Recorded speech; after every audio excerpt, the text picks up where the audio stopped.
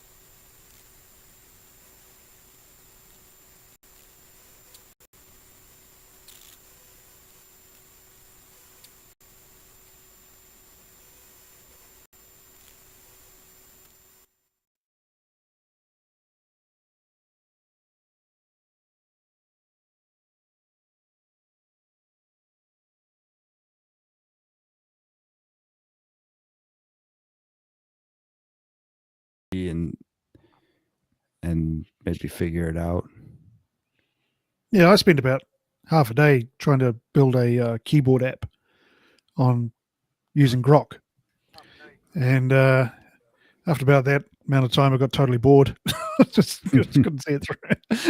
This was so boring. Yeah, I think that having a bit of a background for programming, chat says the audio started, Door, definitely helps, because it seems to run itself into circles quite a bit if you're in the same chat window. I find that if there's an error and then it fixes it, but something else, it just kind of gets itself into a loop, and then it tells the same thing over and over. I'll try this. Well, Yeah, I already did that. That's what broke it. Yeah, And exactly. so if you start a new chat and just take where you're at in the other one, it seems to give better results. Oh, it seemed to work fine. I actually got it working. But yeah, it was just going to take a very long time to get anywhere close to a finished product. And I thought, there are like a million bloody keyboard apps already out there, so I don't think I'll bother anymore. Well, the thing you got to come up with an original idea, and then if you got that, you can use the AI to help you do it. Well, this tamper monkey thing is pretty fun too. If you're interested, I would check that out. So what is it? It just lets you run scripts on the web page, does it? It says it allows its users to customize and enhance the functionality of your favorite web pages. User scripts are small JavaScript programs that can be used to add new features or modify existing ones on web pages. So it's like Grease Monkey. I guess. Do you remember Grease Monkey? It sounds familiar. Yeah, that was the like, I don't want to say old school one, but. So this says, for example, with Tamper Monkey, you can add a new button to a web page that lets you quickly share a link on social media or to automatically fill in a form with your personal information. Right. Yeah, I mean, this is the summary of Grease Monkey. Grease Monkey can be used to customize page appearance, adding new functionality to a web page, for example, embedding price comparisons with shopping sites, fixing rendering bugs, combining data from multiple web pages, and numerous other purposes. Now, I'll tell you one way that I've used the Grease Monkey in the past. I would activate a MMA pirated stream, and in the pirated stream, they always would show ads. So if via Grease Monkey, I was able to literally hide divs and stuff on the web page. So all I saw was just stream and nothing else. Nice. Yeah. So I'm going to guess what you're on is probably like an offshoot of Grease Monkey, and it honestly wouldn't shock me if it's being updated more than Grease Monkey because, Grease Monkey a little old. Yeah, well, I wonder if it was it open source, maybe? Oh, I can almost guarantee it was open sourced. Yeah, so maybe this is just a fork of that even. Yeah, last updated a year ago, August 5th, 2024. So yeah, it wouldn't shock me if the hip vibe coding bros jumped over to a new tool. Although I don't see any links to GitHub or anything on here. Parent games. Yes, Grease Monkey is open source extension for Firefox. It is licensed under the MIT license. Ugh. This means source code is publicly available and users are free to inspect, modify, and distribute the software. What about Tamper Monkey, though? I don't see. Yeah, Grease Monkey I do see on GitHub. So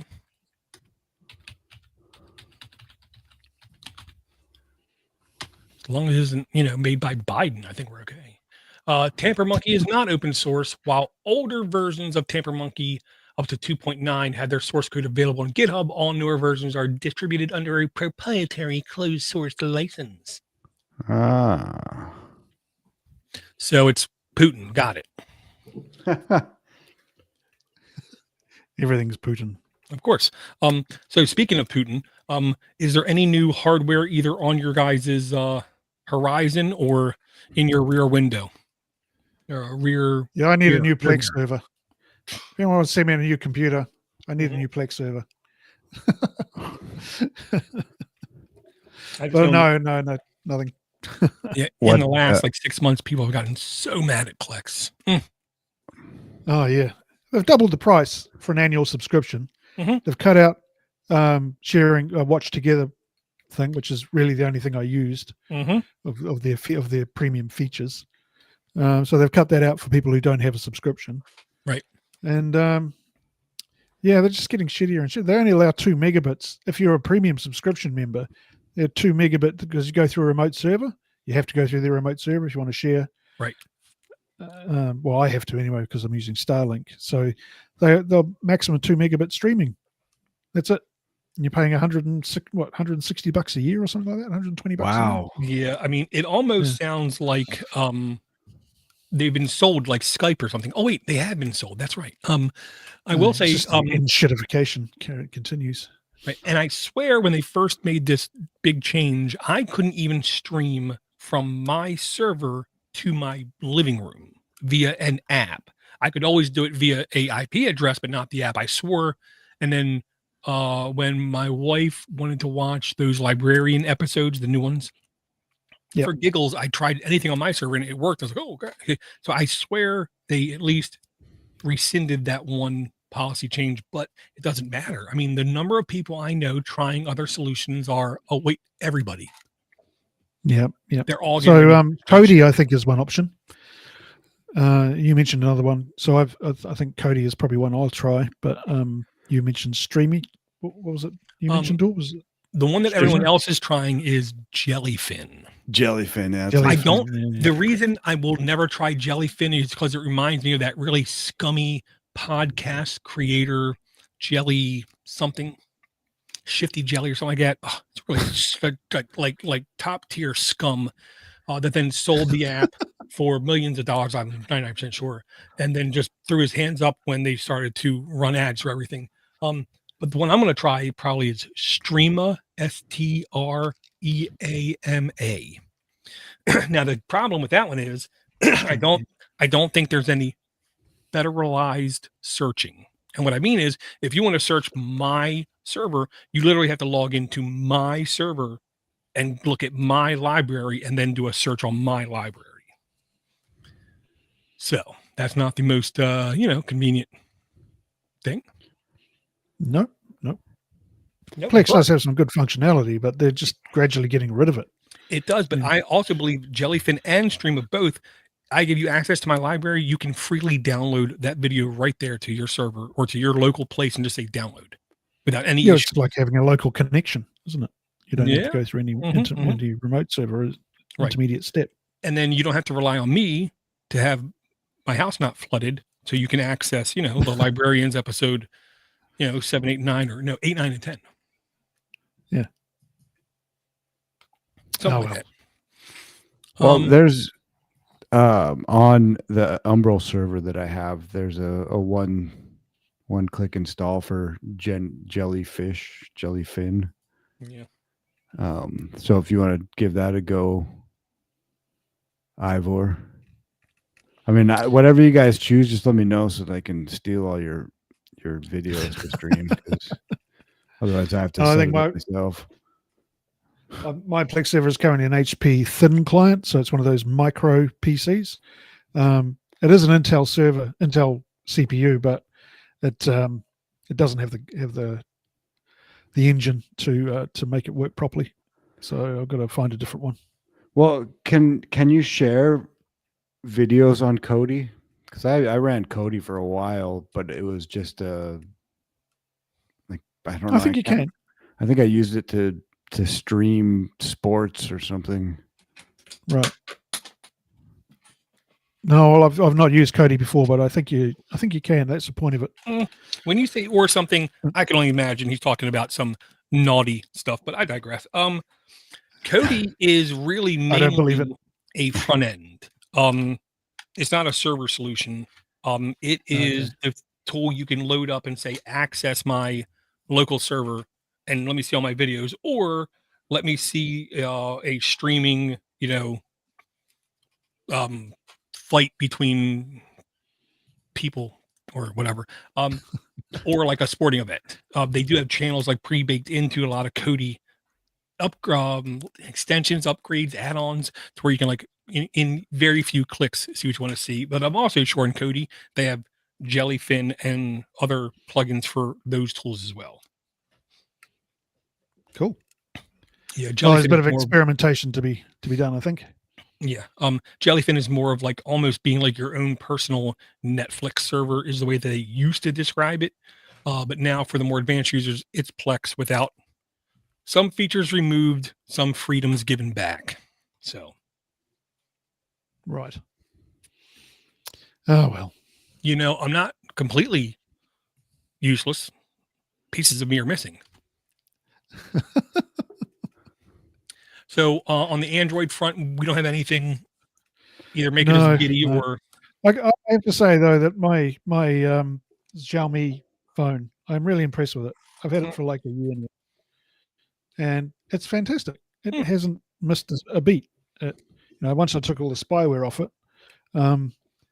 it does what it's supposed to do when it's supposed to do it. I have much fewer problems with this thing than I ever did with my Asus, which was a brick. And it's rugged. It's I haven't managed to break the screen yet. The camera's great. Looks boring. The camera looks pretty boring though. Does it? Well, it doesn't flip around. It doesn't. No, it doesn't flip around. Sort of it's pretty boring. Yeah, but and I think I might go for another Xiaomi when I upgrade next time. But is that what you're probably about 2 weeks away from an upgrade? Yeah, about that. Yeah, I'm getting a bit bored with this one. My kids need a new phone, so I hand on my old one. After the tsunami. Yeah. After the tsunami, yeah. I lost my Bitcoin keys and my phone in a boating accident. Oh my goodness. Yeah, I went back to my Huawei P30 Pro for a while from the Pixel 6a running graphene, and now I'm back to the graphene. I couldn't handle that much Google anymore. But as Dord pointed out a few days ago on the Voxer chat, that what's it called, Dor? Fumo? FOTO? Futo. Or FUTO? The keyboard. And it's just such a mess on graphene as far as I can tell. Just the keyboard and SMS. That actually brings me to a point. I don't know. Actually, I don't want to pull you away if you had some Android hardware that you were Nope. just politely asking us about to get us out of the way so you could talk about it. But if not, then it's so strange. Also, the SMS on Graphene and like just trying to be able to send videos or group chat is just, it's just Forget non-existent. it. And now I don't even get some messages, and the Huawei doesn't have an a SIM card in it, and it's getting messages that my other phone is just not even getting. And I don't understand why. I get somebody will say, "Oh, did you get my message?" No, and I look at the Huawei phone, and it came through, and so I don't know if It'll be RCS. It'll be data messaging. Okay, is that what it is? What through China? Yeah. So can I just not receive those on the phone? Do I have to throw my Huawei into a lake in order for the messages to come to the other phone, or? Yeah, I don't know. So the thing with Google I had the same problem when I got rid of Google messaging. My text messages just all over the place. Never got them. Or I get every third one or something like that.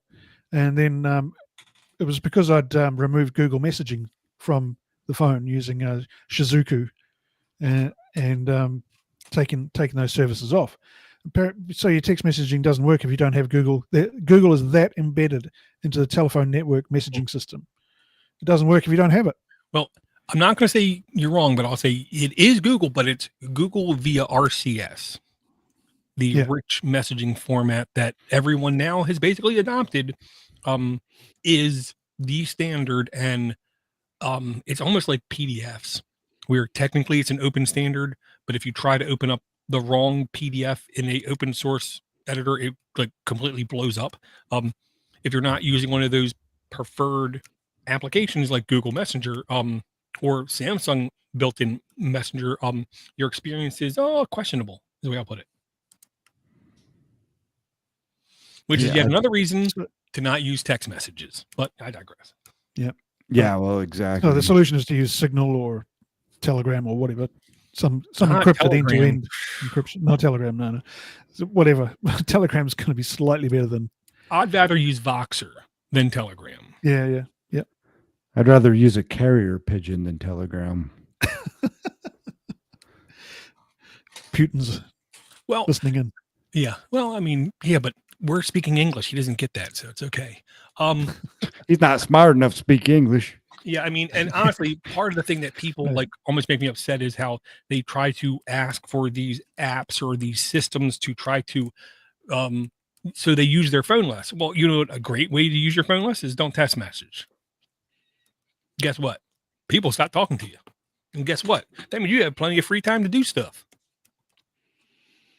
You know, like sit around. On your phone. No, not really. Doom scrolling. Yeah. Or like 3D printing, like weird cube puzzles that man, I took this to work and I gave this to like one of the smartest guys I know, and he it took him like 5 minutes just to take it apart. And then when he finally got it apart, he said, I should have taken a picture before I take it apart. And he literally like threw the pieces at me. Yeah. If we wanted to actually talk about an app, fits into what we're discussing, and it was actually developed by Jack Dorsey I believe it was of Twitter fame. Mm-hmm.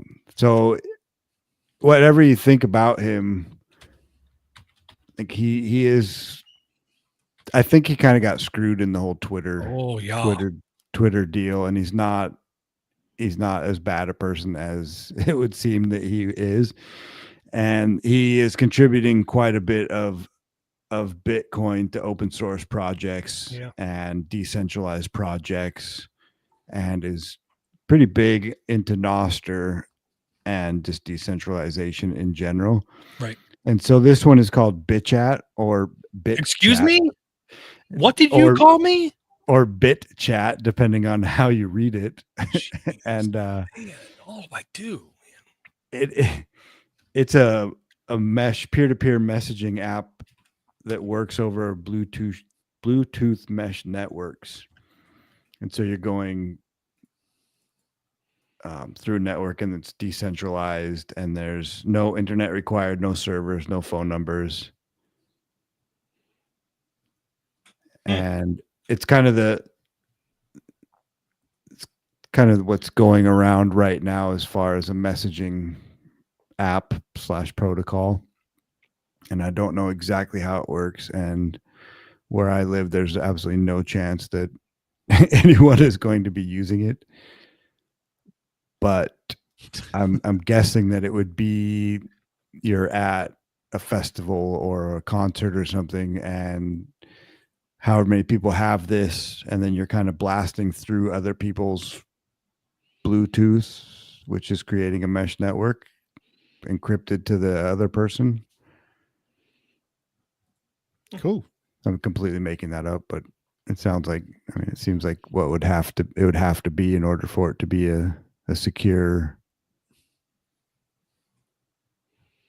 messaging. Yeah, I'm just doing some reading, which hurts my head. So it's using the noise protocol framework. Can't say I've ever heard of that one before. But there's lots of stuff I haven't heard of. I mean, come on, I'm ignorant. So I will say this. This to me is almost what you call catastrophe-proof communication mechanisms. Like in air quote, tomorrow, the internet could go down. And if you have this still installed with other people around you locally, you can still communicate, to some degree. Mm-hmm. So that alone makes me a fan of it. It's the kind of thing that I would like having on my phone as, just in case kind of thing.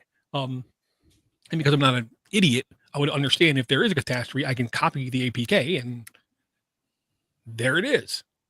Put it on your phone, and then we can communicate.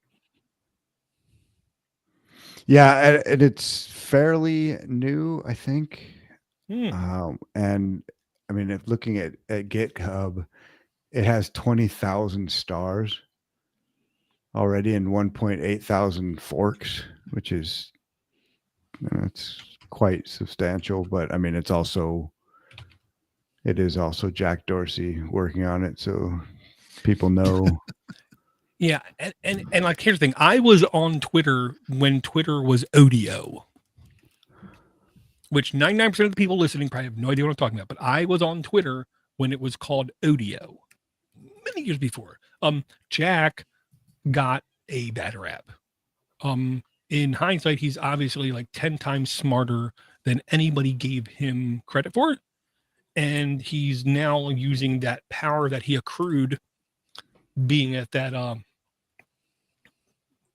latrine or outhouse. He's using all the money that he got from there on things to do better stuff is what I'll say. So yeah, when he supports something, it always makes me shut up and listen for a couple seconds to figure out, is this something I can use, could use, would use, kind of thing. And this is the kind of app I would like to have like in my back pocket, if you will. Yeah, I believe I downloaded it through the Zap Store. I don't know. Actually, I looked it up on F-Droid and I didn't see it. But I think I brought Zap Store last time, and it's just an alternative app store. Right. Well, I can say one thing that at least one of our frequent live guys, Swift, would appreciate. It has built-in IRC style commands like /MSG to do private messages or /who to give you more information about someone in the chat with you. Which I will say those are the kind of like little features that if you use at all, you will definitely find useful. It needs proximity to another Bluetooth device, doesn't it? Yeah, what it says: automatic peer discovery and multi-hop message relay over Bluetooth LE. So I think that if you have, I mean, if like looking at our pictures here, right? If we all have it, and I'm sending you a message, then if Door is in between us within range, then it He can go acts as a through relay. him and then to you. Yeah. And so, yeah, I mean, you definitely need that network effect.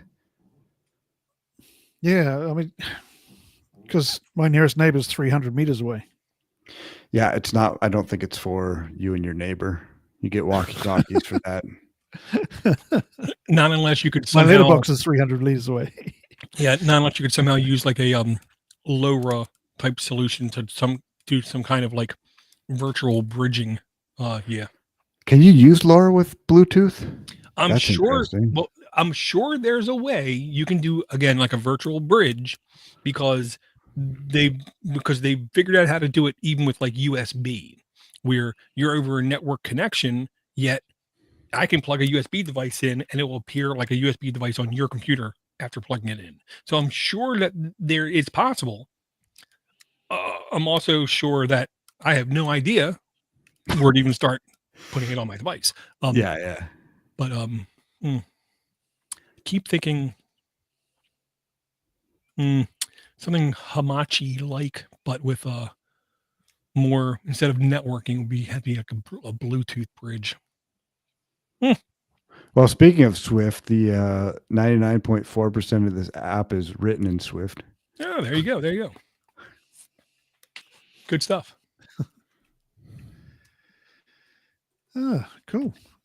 Well, we've had some people emailing in over the past year or so asking about location sharing apps, and it was a couple of months ago. I think it was Red asked us what he should use to share locations with his family, and I don't know. What do you guys use? Do you use anything like that? I just tether him to a peg in the ground so that he can only go 30 feet from the. Hopefully the bear won't get him. Yeah.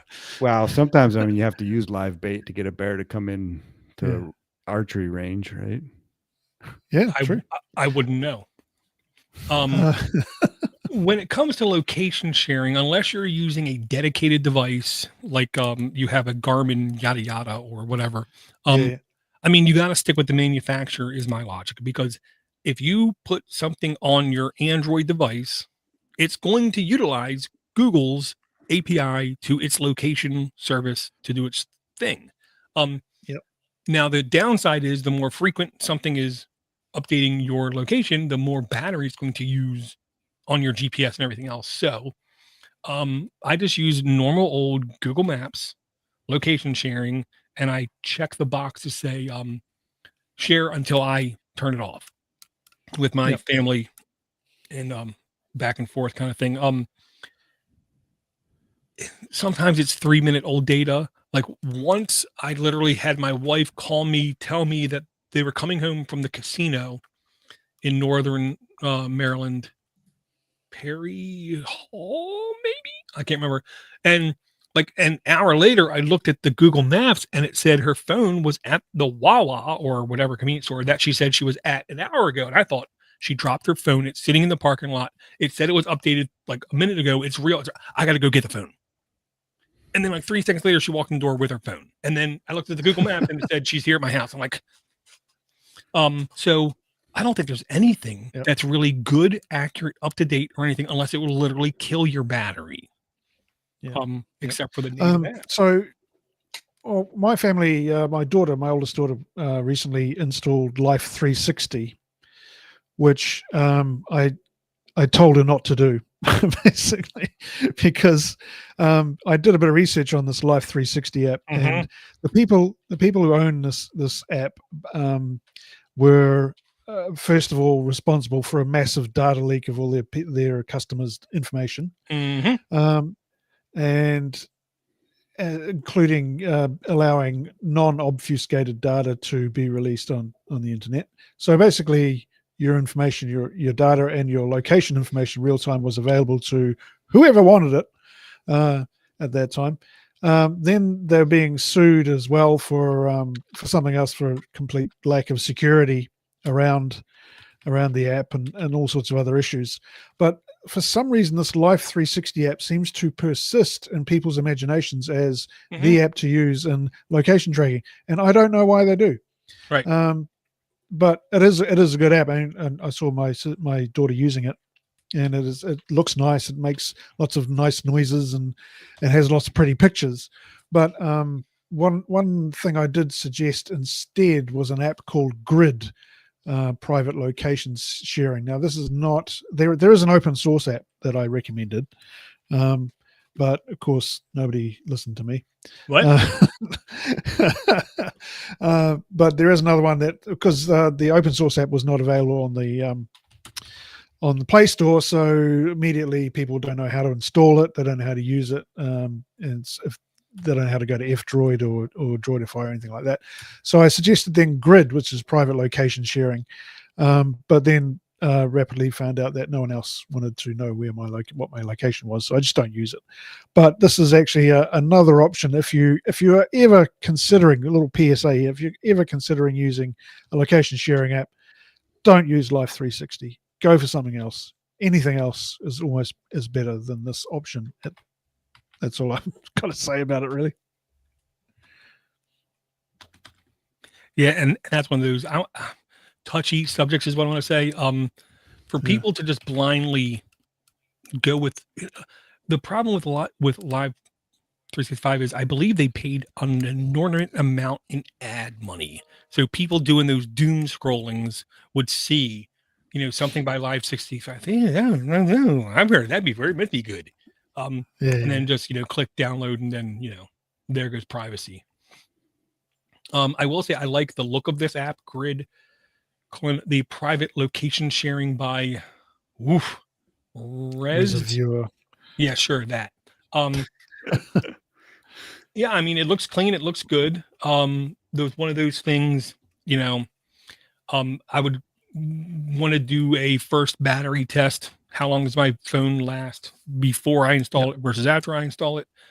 Anything using screen time or any of the sensors in Android, whether it's a magnetometer, whether it's the accelerometer, whether it's the microphone or anything, it's always going to use GPS. Yeah, and GPS is definitely one of the ones that uses more juice than a lot of other things, is what I'm going to say. So yeah.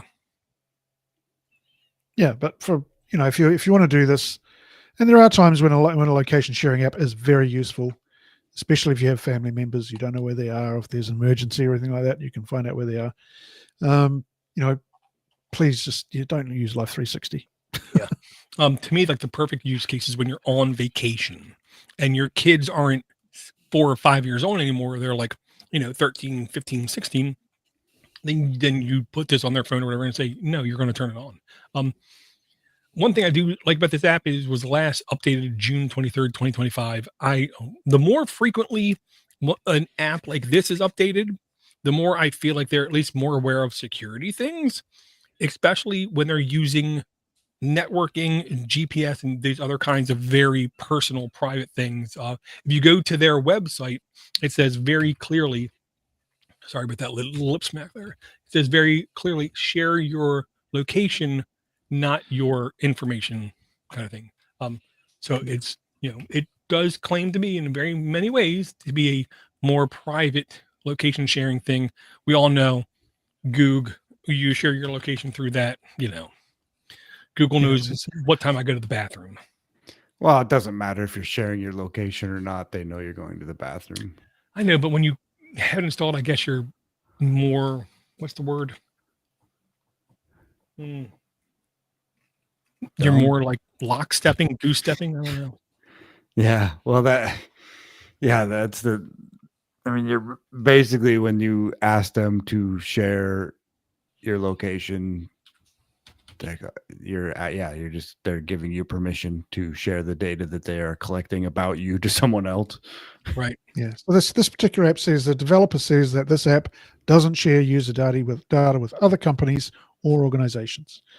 Data is transferred over a secure connection, so it's encrypted in transit, and you can request for your data to be deleted as well. So to me, that kind of ticks all the boxes. Yeah, and open source. I mean, this looks Mhm. it's nice. It's tickling my fancy. Good stuff. Very good stuff. There you go. The app I'm going to bring, I know I already brought once before, but I don't care. I'm bringing it back again for one reason. And the reason is good apps with good developers behind them are constantly updated for actual feature updates and new things coming into them. The app I'm bringing is called Deck Filter. You have to be involved with Valve or Steam buying games, which if you're not and you are a gamer, you're literally throwing money away. Because if you buy a game on Sony or Nintendo or Microsoft or any other thing, the next time the generation comes out with a new system, you got to buy all your games over again. Not with Valve. You can buy a game in 2004 once, go through 80 different hardware since then, and you can still play that very same game without paying any more money.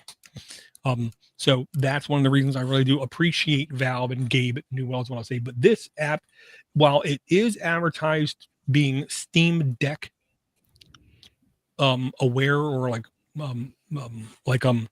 tied in with, you do not need to have a Steam Deck whatsoever to fully take advantage of this app and all of its features. And the features, I will say, are expressly like in surfacing games that are better than other games.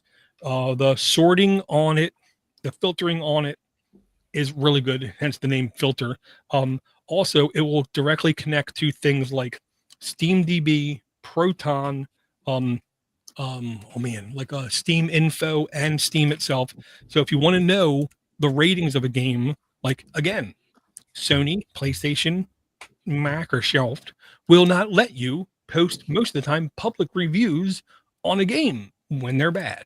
They literally hide them from most users, or they don't allow you to even comment whatsoever or rate. Valve is one of the companies that if your game sucks, everybody's going to know it because people comment on it and they vote it down, kind of thing.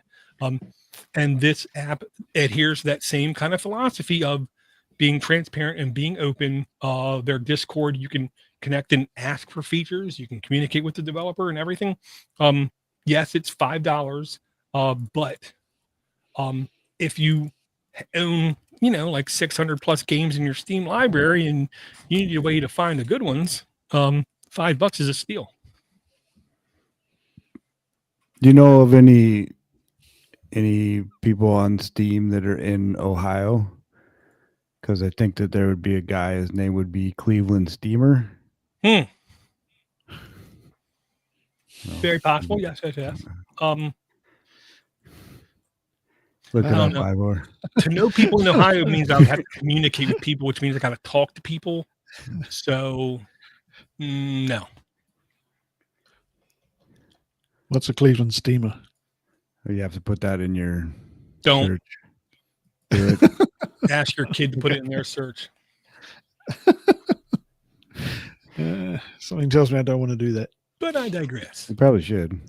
Now, my quick tangent is going to be just on new devices coming forward. The rumor is now official. Around this time next year, Apple will have its first foldable device. And then everyone will be like, wow, look at my foldable device. And everyone else with a brain, with an IQ higher than 85 will be like, welcome to Android 2017, 18, when we first had the very first foldable devices. And now they're almost ubiquitous in every store you go into that has cell phones. They have at least one foldable that you could at least, pick up, play with, or look at. I'm sure when on the Apple verse is going to be like a $3,000 US price device. So I'm sure that Tim Cook will think it's great, but yeah. So I'm looking forward to I keep seeing every now and then people doing at least novel designs with foldable devices, but for the most part, everyone's sticking with the flip or fold format. And then once in a while, we see a tri-fold, which one of the things I like about the tri-fold is when it's closed, it has the shape of a normal phone, at least on its face, and that screen is then used when you unfold the device. So it's like a dual purpose single screen. The disadvantage is when it's closed and you scratch that screen, you open it up. I think that one try piece will be a little bit more obvious than the other one. Sounds like something that you could fit on your wrist.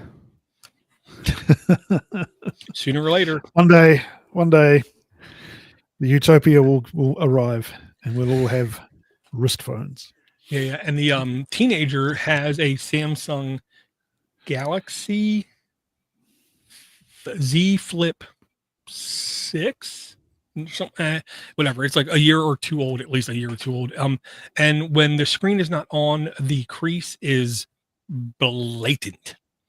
Like, you could have like, near blind vision, and you could still see the crease.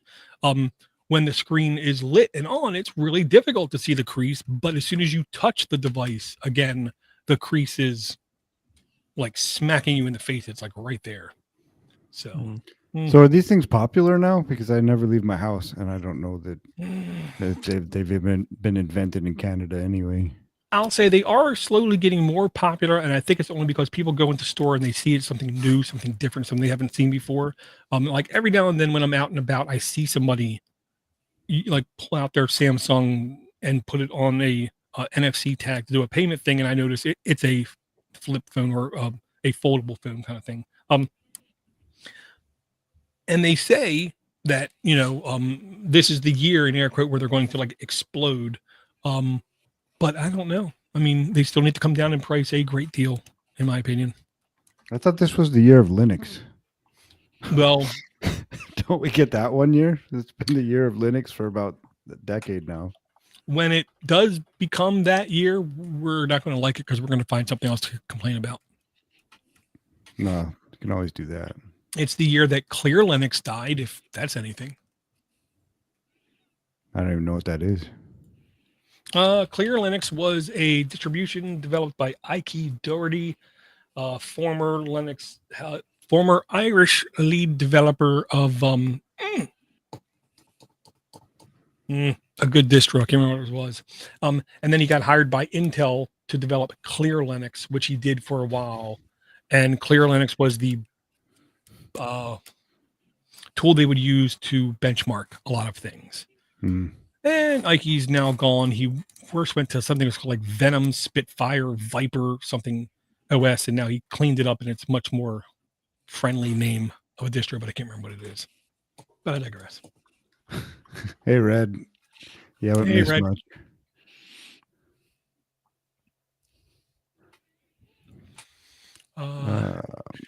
I posted another app. I think I've brought this one before. I've used it a bit now, and it's along the same lines as the other one that I brought, whatever that's called, BitChat. This one's called Simplex Chat, and it's a peer-to-peer encrypted messenger without any user IDs, private by design. So it says that the Simplex, the first messaging platform that has no user identifiers, not even random numbers. And it's end-to-end encrypted.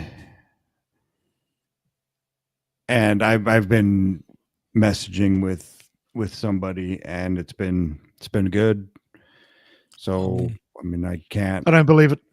Somebody? You be messaging with somebody? I know. Is there name like Jeff E? Wait, no, Jay Epstein, maybe? How'd you know? H. Clinton? No, it's with somebody who sells things on Nostr, sells some products. I'm really happy you said Nostr. Sells things. Yeah. See, I'm not gonna lie. I, for some reason, thought this Simple X chat was a IRC client. I don't know why I thought that. No, I think that this is. It seems to sort of be the apex of an anonymity Mm-hmm. and privacy. Right. Definitely looks clean. Definitely looks well polished. As long as your mind isn't dirty. So maybe Ivor, maybe this is something for you and Dor. Maybe we could give this a go. Because Signal and Vox are really not doing it. We seem to have a plethora of chat apps. Yeah, but I'm We really only need one. Every time that I even look at your Signal group with your brother and who's it, I just feel Mike. dirty. I have to take a shower. Hey, that's mainly Eric's fault, not mine. Mm-hmm. Going to get you involved in that too, Dor. Dor's not old enough for that. I'm sorry. I thought I just heard somebody say my name. Sorry. Yeah, if you guys want to give this a go, or if anybody wants to give this a go, So do you need a phone number, or is it just no? You don't need any. You don't need Okay. any. You don't even need a phone. You just write it down on a piece of paper and put it up to your ear. No, I mean it just says that there are no. It's you get a code. Like I could send you a link for it, or there's a QR code you can scan if you're next to somebody or video chatting or something. Yeah. Cool. All right. I'll set it up. We'll do a test. Mm-hmm. Cool. Do you know what I learned last week? Basic mathematics. Mm-mm. I learned last week proof and evidence that peer pressure doesn't exist. You know why? Because vegans. I can sit at a table surrounded by vegans, and I'm going to order me a steak, and it's going to taste fantastic. I thought you were going to say because you have no peers. Yeah, that too. So you're not going to peer pressure me into this. This is me voluntary saying, got it, registered. It's better than being called, like the fatherless child type thing or whatever. But yeah. Ivor, question. Yo. You like Yes. music? I love If a music. guy was to have some lyrics in his head for a song but doesn't know how to play music, is there, you have a recommendation for an app or probably some sort of AI where you can put in some things and it generates the music to lyrics? That's a good question.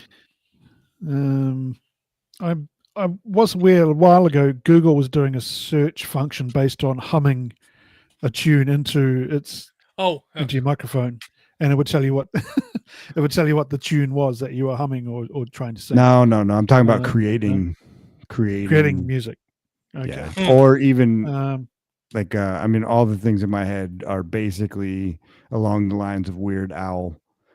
So they'd have to. It'd be more like cover music. Yeah, I'd not heard of anything like that, but probably AI is your best bet. And I don't know if there's one specifically focused more towards music. I will say I keep hearing about ones being focused more towards like creating video or creating images focused ones. I don't know if I've heard of any being music focused, not mucus. Music. Music. I will say one guy I know, super nice guy I grew up with kind of thing. Actually, he didn't like me. I didn't like him, but we're not far from each other. Now that we're adults, he's super cool, super nice guy. He every now and then will send me a link to an AI created song where he gives it stuff. Like the last thing he did was it was like an Ozzy tribute thing, but it wasn't Ozzy Osbourne singing. It was people singing about Ozzy. But then he accidentally included Thunderstruck by AC/DC, so it kind of like went off the rails a little bit because he forgot Thunderstruck wasn't Ozzy Osbourne. But no one's Off the perfect. crazy train, you mean? Well, the crazy train departed for the last time. I know that. So this reminds me of a video I just saw recently that a chap called Rick Beato did.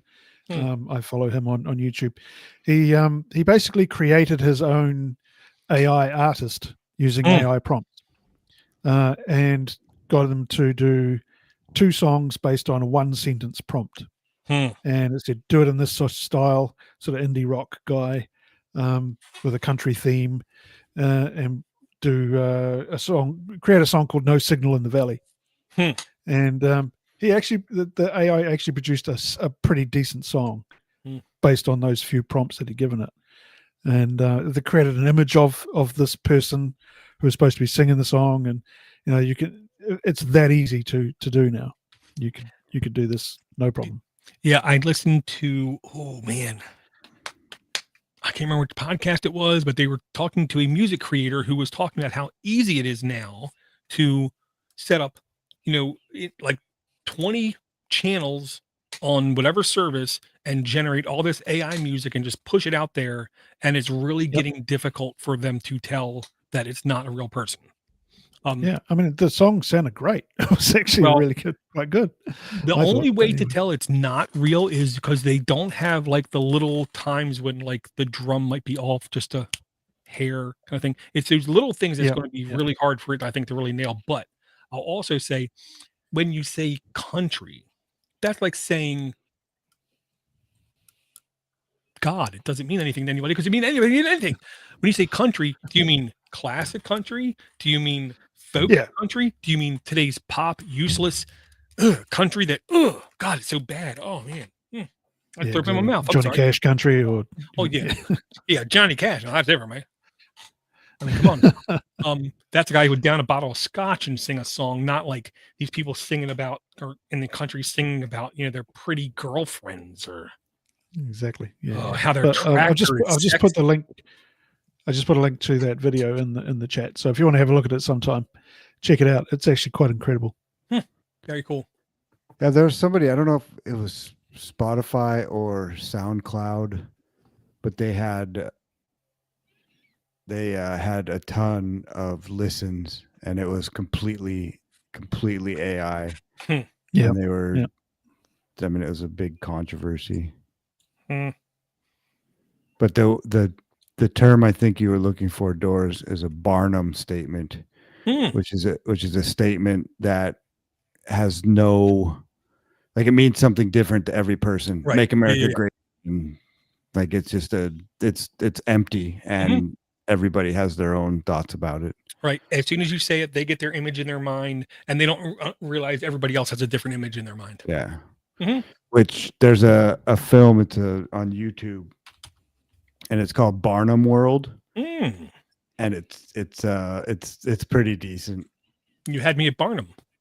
Yeah, so give that. It's free on YouTube. This is the PT Barnum. I assume that's where that comes from. Suckers born every minute. Yeah, exactly.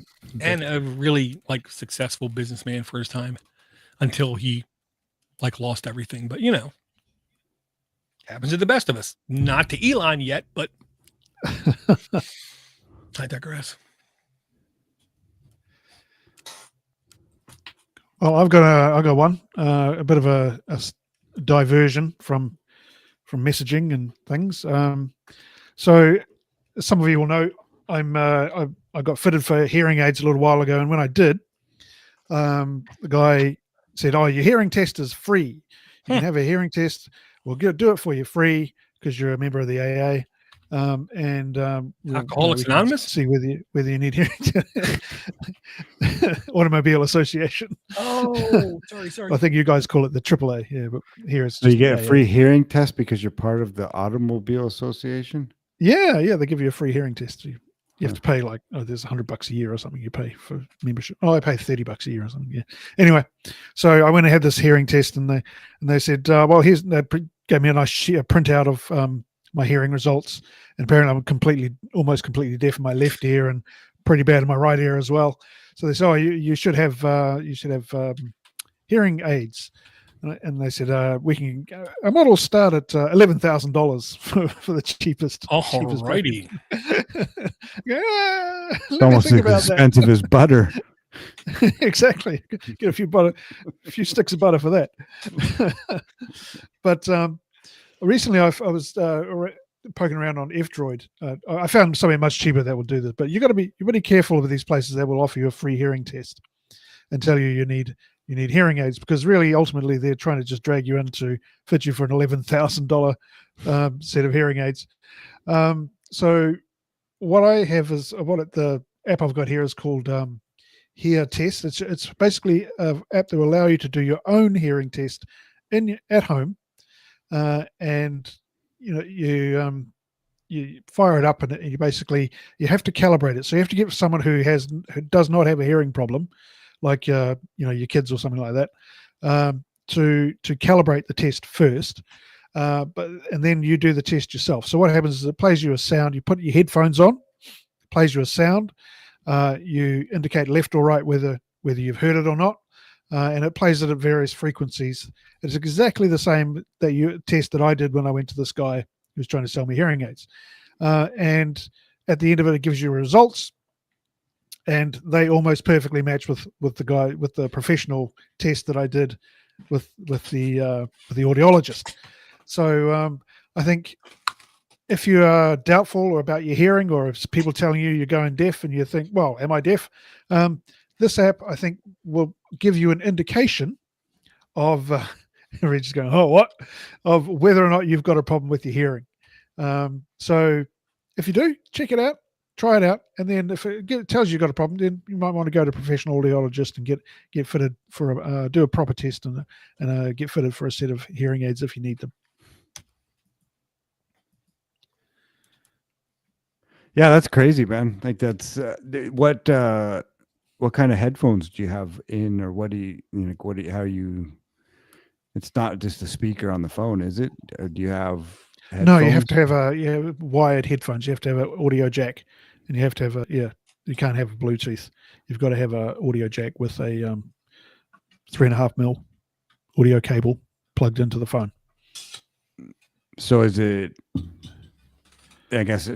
better to have over the ear or in, ear pod? Well, I don't think it really, as long as it's on a cable, I think that's fine.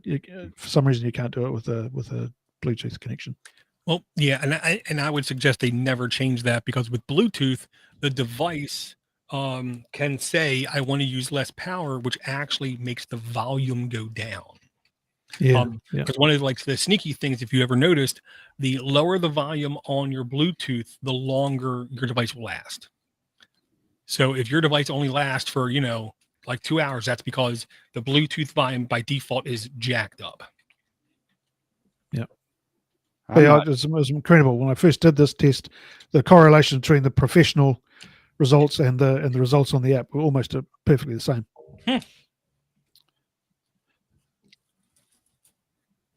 Very cool. Yeah, that's great. Yeah, and it's one of those things with time. Everyone is going to need some level of accessibility, whether it is just a bigger screen because we're going blind, or genuine hearing aids. And I'll say here in the US, they, I believe, just passed a law like less than 2 years ago where you don't have to go through health insurance to buy your hearing aids, which was supposed to eventually bring the price down. But all the hearing aids I've seen that I can buy without health insurance are like, hundreds and hundreds, if not $1,000+ Really? Yeah. Yeah. I mean, I have to believe sooner or later, in air quote, the price will come down with hopefully more competition. The example I'll use is LASIK surgery versus the price of bread. Since the invention of LASIK, the prices actually went down like 300% kind of thing versus the original price because of competition and not that's true. governance, regulation, and companies. Competition is wonderful, isn't it? Speaking of competition, we're now getting XP points in in the chat apparently. So Yeah. What the hell's that? currently I'm number 1. It says so. I mean, if you're going to take a swing at the champion, you better not miss. It sounds number like 4. it sounds like the Dad's higher your just score, below me. the more you might be vulnerable to like STDs or something. Or you have the most. I mean, whatever. Wait, hold on. Captain Zero in the chat said, Ivor, in my case, I'm blind in one eye and can't hear a damn thing with the other one either. Yeah. I'm going to bring an app real quick. And again, I believe I already brought this app. And if I did, I don't care. Bringing it back again. Because the actual people behind this app did actually reach out to me. And they offered me a coupon. You mean somebody listened to the podcast? No, that's the thing. They offered me a coupon code, and I was like, well, I'm poor. Is it okay if I at least offer this to other people? And I swear they didn't respond because they thought I wanted money to mention it. But I was like, no, I wouldn't even take money from you guys. The reason is because I actually do believe that this is trying its damnedest to be... There's no such thing as unbiased sources of information, period. They don't exist. If there is a human involved, any information you get will be biased towards their predisposed beliefs and their agendas. That's just life as truth. The way around biasness is transparency. Okay, so that's why I like this app called Free Spoke. And actually, it's a browser/app. And there is a paid subscription model you can pay for. You don't have to, but the thing I like about it is when it does prompt you with like a news thing. First off, it asks you what kind of news that you're interested in. And then after that, it will literally tell you here's a summary of the story. Here's what this story can impact. Here is the right definition of this story. Here's the middle definition of the story. Here's the left definition of the story. Everything also has links to sources. So it isn't just about everything has a link going to someplace else. It also will give you, like in the last week, what podcast has mentioned this topic, and here is what they said about it with another link right to that, with like constant link to sources. And I'll say that's one of the things that requires work to do, but the more links you have to sources, the more it's likely that you're just being honest with the person reading your stuff. Again, it's called Free Spoke by Free Spoke. 3.9 reviews, 1,000+ K downloads, E for everyone. Updated on June 20th, 2025. It's marked as a tool. Version 2.7.1, 5.0 Android and up. Content rating, everyone. It's a browser, so buyer beware. In-app purchase is $5 to $39. I believe the $40 thing is like a lifetime I support you thing. The $5 is, I want to say it's $5 a month subscription. Permissions is going to need some stuff. Interactive elements is unrestricted internet access. Well, it's a browser, so yeah. You'll have that. Okay. Yeah, data. Ground safety. News is also similar to that, but that's a charge, not a free service. Yeah. Again, data safety. No data is shared with third parties. This app may collect data types, personal info, app activity, and 2 others. Data is encrypted in transit. Data cannot be deleted. I don't honestly know if Free Spoke even has like a normal news type website where Ground News is the kind of thing you can access anywhere.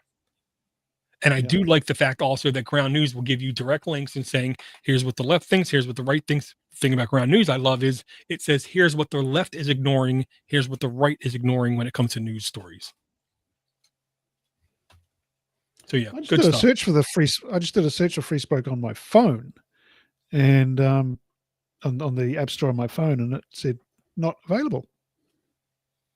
Well, that's weird. I know it's not a huge app is the way I'll put it, even though it has been out for at least like 3 years. The impression I got communicating with them, it is a small team of people doing this. Yep.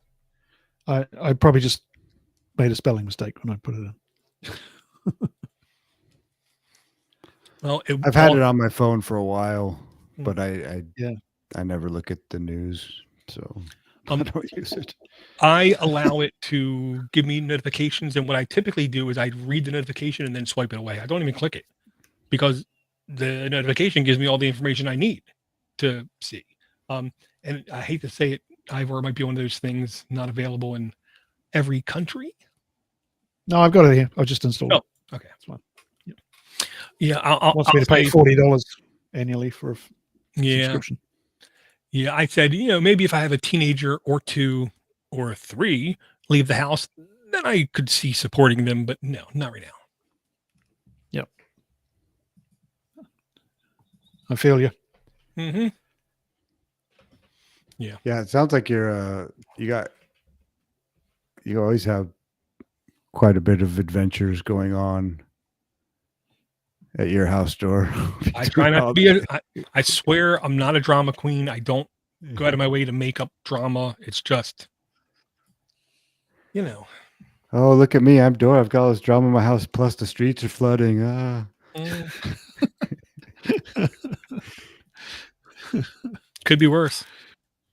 I could also be a vegan. Could live in Canada. Red's trying to game the system, and I'm not sure I'm digging. Congratulations. Let's see how good he gets. In the chat. I think they're on to you. You're still number 3, Red. This app is a proprietary app. Drama comes to him, says Red. It's called Munbin Print. And so I've been trying to package up some freeze-dried goods and some other things. And I bought one of these Munbin printers, and it's a thermal printer. Yep. And so you just buy rolls of thermal print stickers. So I've got some round ones and some rectangle ones. And the app only has 3.2 stars out of 578 reviews, but I found it quite handy actually. And you can create the labels on it. What I've done is had ChatGPT design some simple labels, and it's all black and white with the thermal printing, but the printer puts out, it's printing out multiple, either 3x4 inch or 1.5 or 2 inch round, and it'll do multiple per second when it just spits them out. And so this app goes along with that. And yeah, like I said, it makes it simple to design the actual label and then print it out and save it on here. So if anybody's looking for some way to create, I think they're mainly built for shipping labels, but I've got some logos and things on them, and I think the up here, I think I got the printer on sale for about $120. And yeah, it's a good way to print black and white labels. Yeah, and You're running drugs out of your home, aren't you? Oh, absolutely. Duh. Well, and I'll say it does Now a lot of support, drugs. it does support batch printing, which is one of those things. If you're trying to do anything serious with printing and it doesn't support batch printing, you will drive yourself crazy. So that's, like, to me, proof it's for the novice and the businessman alike kind of thing. Yeah, and like I said, it prints it so fast, and you just buy rolls of 500 stickers basically, and you do 50 stickers, and it takes 5 seconds, or maybe 10 seconds. Because I was trying to print them with sheets of stickers on our inkjet or whatever type of printer we have, and they were always misaligned and just garbage. It just came out garbage. So this is the way to go. Very cool. Great. So I've got another app here. It's called Edit Book Audio Editor, And I've been really impressed with this app. It basically allows you to do anything to a sound file you want to. Well, pretty much anything. So hang on, just let me get it up here. That's what she said. Dor and I are just going to leave. You just finish the show yourself. So basically, it's a file manager, an audio getter, an audio editor, an audio recorder, audio cutter. It's got splicing functions, mixing functions, fading functions, speed and pitch adjustments, noise reduction, normalization, audio dividers, equalizer. It's got so many functions in it. It's you can't really list them all. But one thing it does, it finds basically all your audio files in your phone and allows you to change them or adjust them or edit them in this quite user-friendly app. So I've used it to to create a ringtone. So I had a rather long ringtone. I used this to cut it down. It was the theme to Wallace and Gromit. So I've cut it down to the first bar, which is really cool. And yeah, you can just spend a bit of time with it and go through. If you're into audio splicing or mucking around with audio files, this is a really cool interface. Very easy to use, and it's not much of a learning curve. You can pick it up in 5 minutes. It's really good. Right. I will say, when you first said this, I thought, well, it's going to edit audiobooks. I was like, oh right, no. Well, I was confused, but now that I see it, no. Calling it with the word book in it is almost doing I don't know why service, like edit tour, edit something, not book. But yeah, I mean, it's a Barnum statement. Yeah, it even has audio noise reduction, which I will say that to me is one of the test. You know what I mean? Have some little a fan in the background and record some audio, and then try to do noise. Noise reduction if it works there, then this thing is doing some serious FFmpeg backend SOX type of level of audio editing kind of thing. And I will say, the interface is just simple, clean. You click buttons. If you can't click a button, you can't use this app. Yep. Oh, it's great. I love it. Even does fade in, fades out, which I will say, man, a good fade out, a good fade in will make stuff not harsh on your ears. So was the audio you turned into a ringtone, was it from the movie The Castle? No, it was from Wallace and Gromit. It was the theme song to Wallace and Gromit.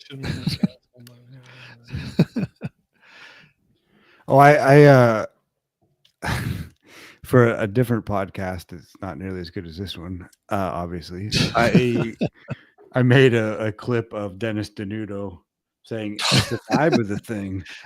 It's just the vibe. It's tell me, Judge, am I getting close here? I'm a judge. I got it. It's just everything. It's just the vibe. It's the vibe. It's Marbo. It's Constitution. I wasn't completely honest with you when I first met you. 2 degrees in the family. Like to see your pool room. And once again, we're on to the castle.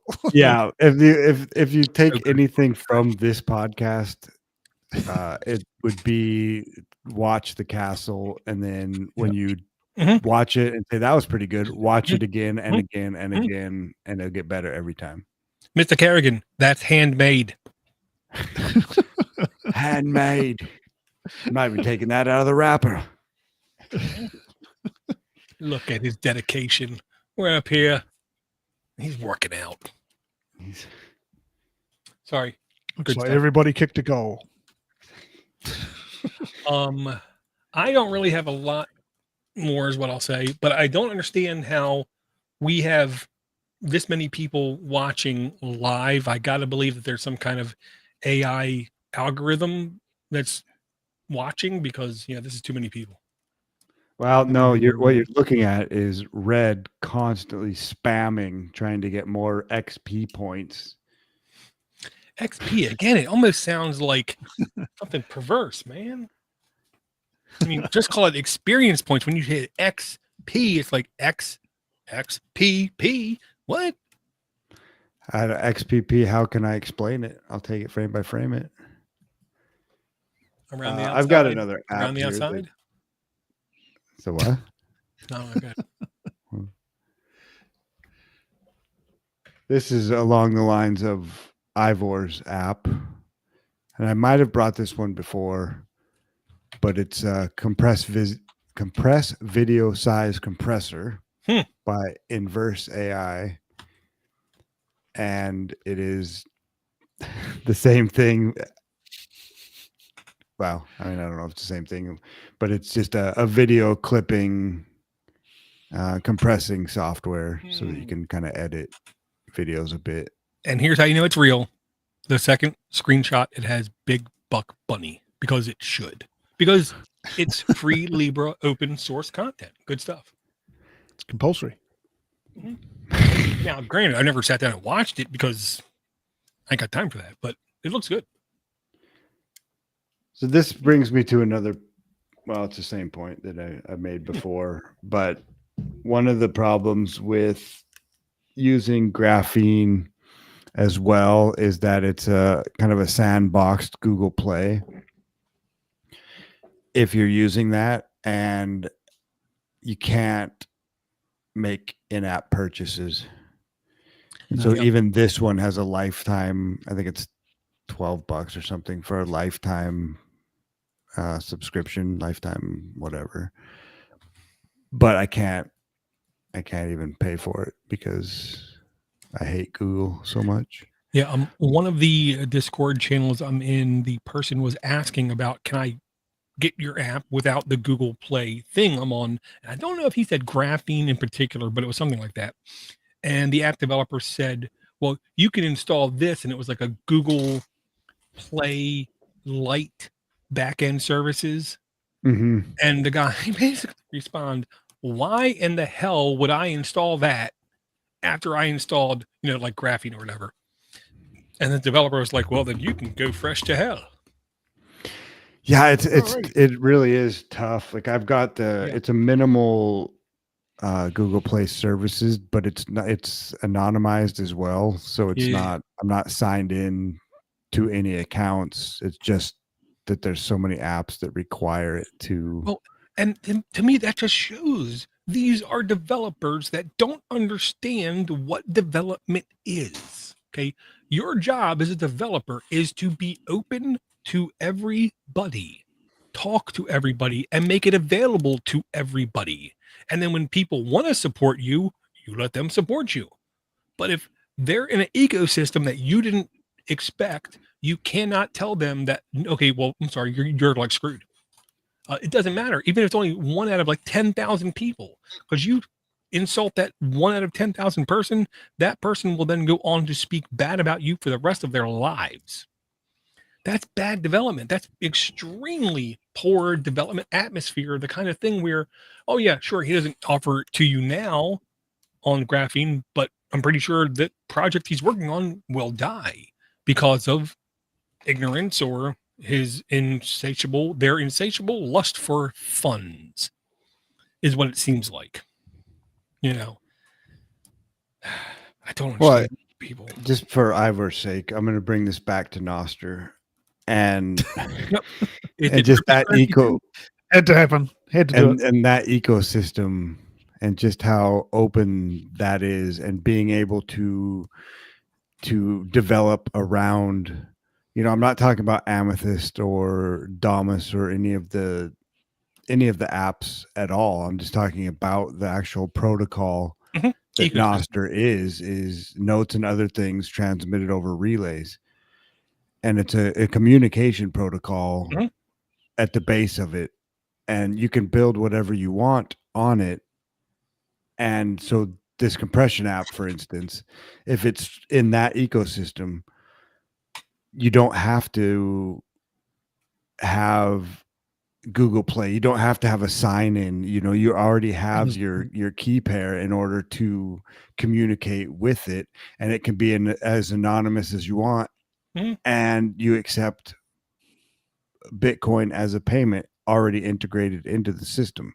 Right. Right. And whether you like Bitcoin or you think it's a scam or whatever else you think about it, I mean, you can take that and instantly transfer it to whatever fiat, toilet paper that you want at that point. But well, you have the freedom to do so. And you do, and it's worldwide, and you don't have to worry about this app. For me is $13. For you, it's probably 99 cents. Mm-hmm. And for Ivor, it's the price of like 3 pads of butter. Yeah, but and like here's like one of the truthful things. You know what I mean? And truthfulness, whatever. And this is the kind of thing that nobody can say I'm wrong. When humans set a settlement on, let's just say, Mars, they're not going to be trading in US dollars. They're not going to be trading in pounds. They're not going to be trading in euro crap thing they have or whatever. They're not going to be trading in rubles. That much I assure you. It's going to be this kind of thing because it is literally universal without barriers. One of the truths about all the cryptocurrencies is the more that a person has less faith in their local government, the more likely they will value cryptocurrencies, especially Bitcoin, because it cannot be taxed by local thugs, aka local governments. So there's always going to be a government in the world that extremely wants this not to be there. So there's always going to be a group of people who extremely value this cryptocurrency, and to ignore it is, I mean, stupid. It's not only stupid, it's, it's like, I'm going to keep selling horses. I don't care that somebody developed a car. My horses are the best. They crap less than any other horse. Yeah, but you're also creating, infinitesimally more horses, and your neighbors creating their own horses, and their neighbors creating horses. Yeah, and for every horse you put in the bank, they create another 10. They lend out another 10. I know, but it's the vibe. It's just a vibe. It's a vibe with my horses. It's just a vibe. But yeah, I mean, yeah. And here's the thing: even Goldman Sachs is on the verge of offering Bitcoin as an investment in their platform. Oh yeah, so is JP Morgan. Oh, yeah. And I mean, like literally, even a year or maybe 2. No, 2026. Nobody ever thought this kind of thing would happen. It is. It's inevitable as far as I'm concerned. Kind of like human extinction. It's inevitable. The only question is how far off. And on that happy note, speaking about getting rid of Google and location tracking and so forth, I found this app here. This is called CoMaps.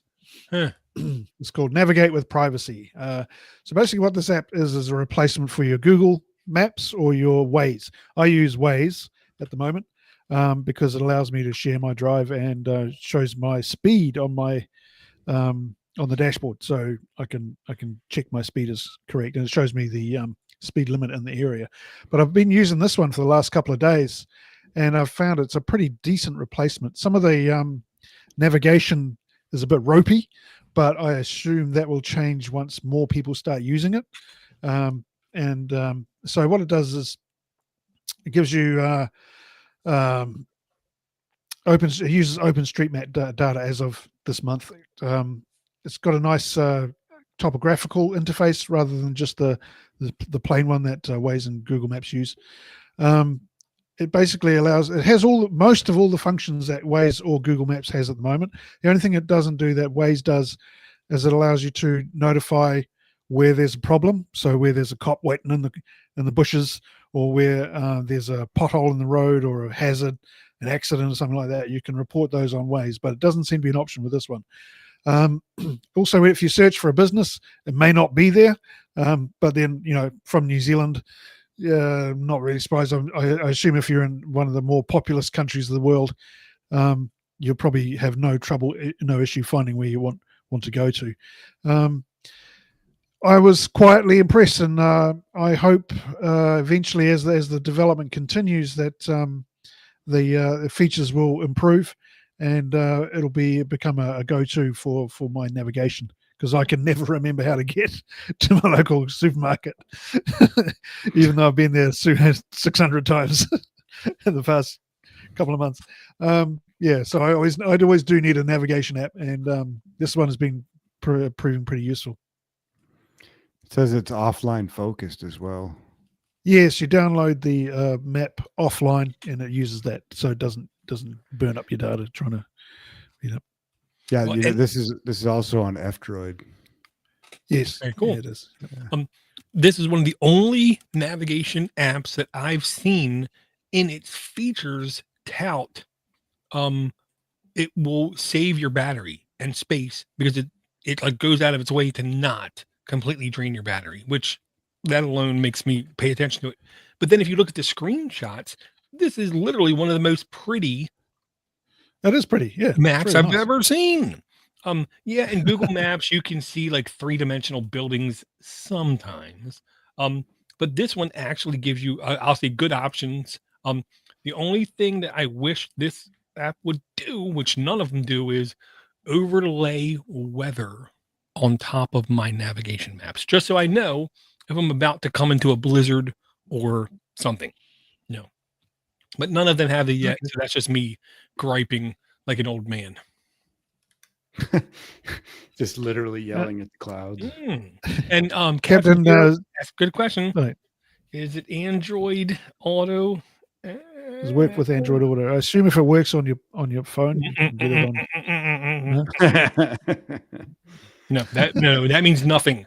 The developer has to explicitly like accept it, and I don't see the mention of Android Auto anywhere in their description. Oh wait, sorry. Bottom line, very last bullet point: Android Auto support. Android Auto support. There you go. I shut my mouth. I will install this and I will give it a go, because now I will say, dude, I love my Google saying, hey, there's cops ahead.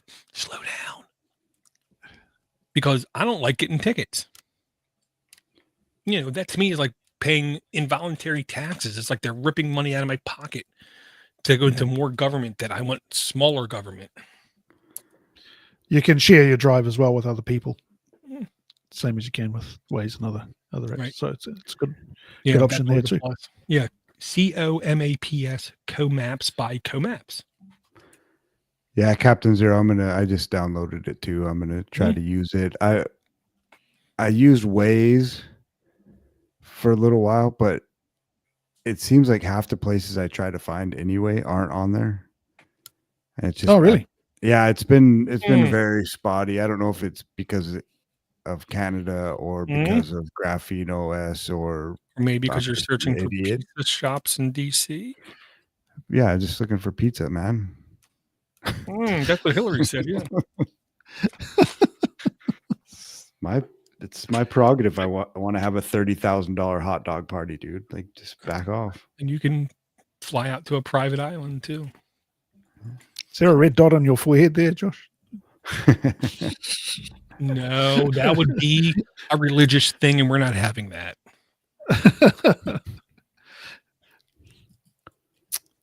Anyway, okay. Yeah, I like that. I like that Carry one. on. Yeah, it's a good option if you want to de-Google. Oh yeah, and I'll say breaking news in air quote, which it actually isn't breaking news. Epic Game Store has won a appeal, because they won a lawsuit against Google saying, "Open up your payment system. You're becoming a monopoly with your payment system," which also applies to iOS and Tim Cook and all the China-ridden hardware. So they lost their appeal, which means Epic is allowed to say, hey, on these other platforms, we need to have alternate payment methods. Now, I'll say the payment method, the payment structure, that thing, the Google Play services or the iOS thing, means that they have a certain amount of control, which of course, credit card companies might love, but individuals are then forced to go through things they don't want to go through if they know better, like the Google Play services. So with the Epic Store winning their lawsuit and their appeal, don't be surprised if we're going to see a fracturing of Android to the point to where we're going to have, I don't want to say country specific versions of Android, but we're going to have, dare I say, almost like belief based versions of Android. I'm not going to say there's going to be a Trump OS. There is a Trump phone And a that Trump costs coin. like $500 in the Trump coin, which I'm sure will only Trump go down guitar. in value. But there's also like literally we're going to have more options for more payment methods, which means we're going to have things that say, okay, you can install this app store and a fraction of your payment will go to blah, blah, blah. And you can then support blah, blah, blah as much as you would like, or you can pay maybe pennies less and stick with the Goog or the Apple tyranny of socialism kind of thing. You know, to me, it's good because what this means is we're going to have more competition on the paid front. And honestly, I love being able to say, I'm willing to pay more because whatever, and I can afford to pay a little bit more, especially when Google keeps paying me money for my Google Opinion rewards. Now I'm up to like $35 in credit. It's ridiculous. Wow, that's The crazy. wife sees the movie she likes. I'm like, just rent the damn thing, whatever. And then I sit down with her, and then like 3 minutes later, I'm like, what the hell is she watching? You are just rolling in it. Oh, you rent whatever you want to. We're going crazy tonight. But then I'll say she watched the last episode of South Park. And I I'm was getting like, popcorn. Yeah, I think I'm getting extra butter. but then she turned on the latest episode of South Park, and I was like, hey, this is pretty interesting. And then kind of disgusting at the end. Those guys just got a $1.5 billion contract. Billion. And they got it. Wow. They got the contract from the same company that just fired that cracker late night guy because they said he was costing them $40 million a year. And they're paying them $1.5 billion. No. It wasn't costing 40 million. That's how much money he was making. The whole show cost 100 million. Yeah, but they were only losing making 40 million a year. He was making 15, but they were losing 40 million a year with that show. Yeah. Why? Because it's woke garbage trash. No, because it's television. It's 1970s stuff. How many people under the age of 30 turn on a television? You know, the answer is slim to none. So, none. Yeah, and the number one advertising monetization path is not 50-year-olds who need Aspercream or, spot a potty in your toilet or some sort of prostate boosting drug. So yeah, I mean, TV dead. I don't care. And if someone now gets canceled on television, I don't care. It's like saying there's a pothole in Argentina. I don't care. I'm not going there. If a tree falls in the forest, so nobody watches it. I'm perfectly okay with that kind of thing, and I'm perfectly okay with the creators of South Park making that kind of money because, hey, if a company's willing to pay it, congratulations. Well, you know what they say, $1 billion is the new 20. It's a lot of horses. Those horses. It's a lot of butter. Yeah. But I digress. Yeah. Speaking about TV, sorry, you go, Door. Go ahead. Speaking about TV, I've got an app here. I tried a little while ago. Let anybody else bring an app or what? Sorry, man. You want to go? You got one? No, that's fine. That's fine. Okay. You do your thing. You just pretend like we're not here. I'm just going on your past history.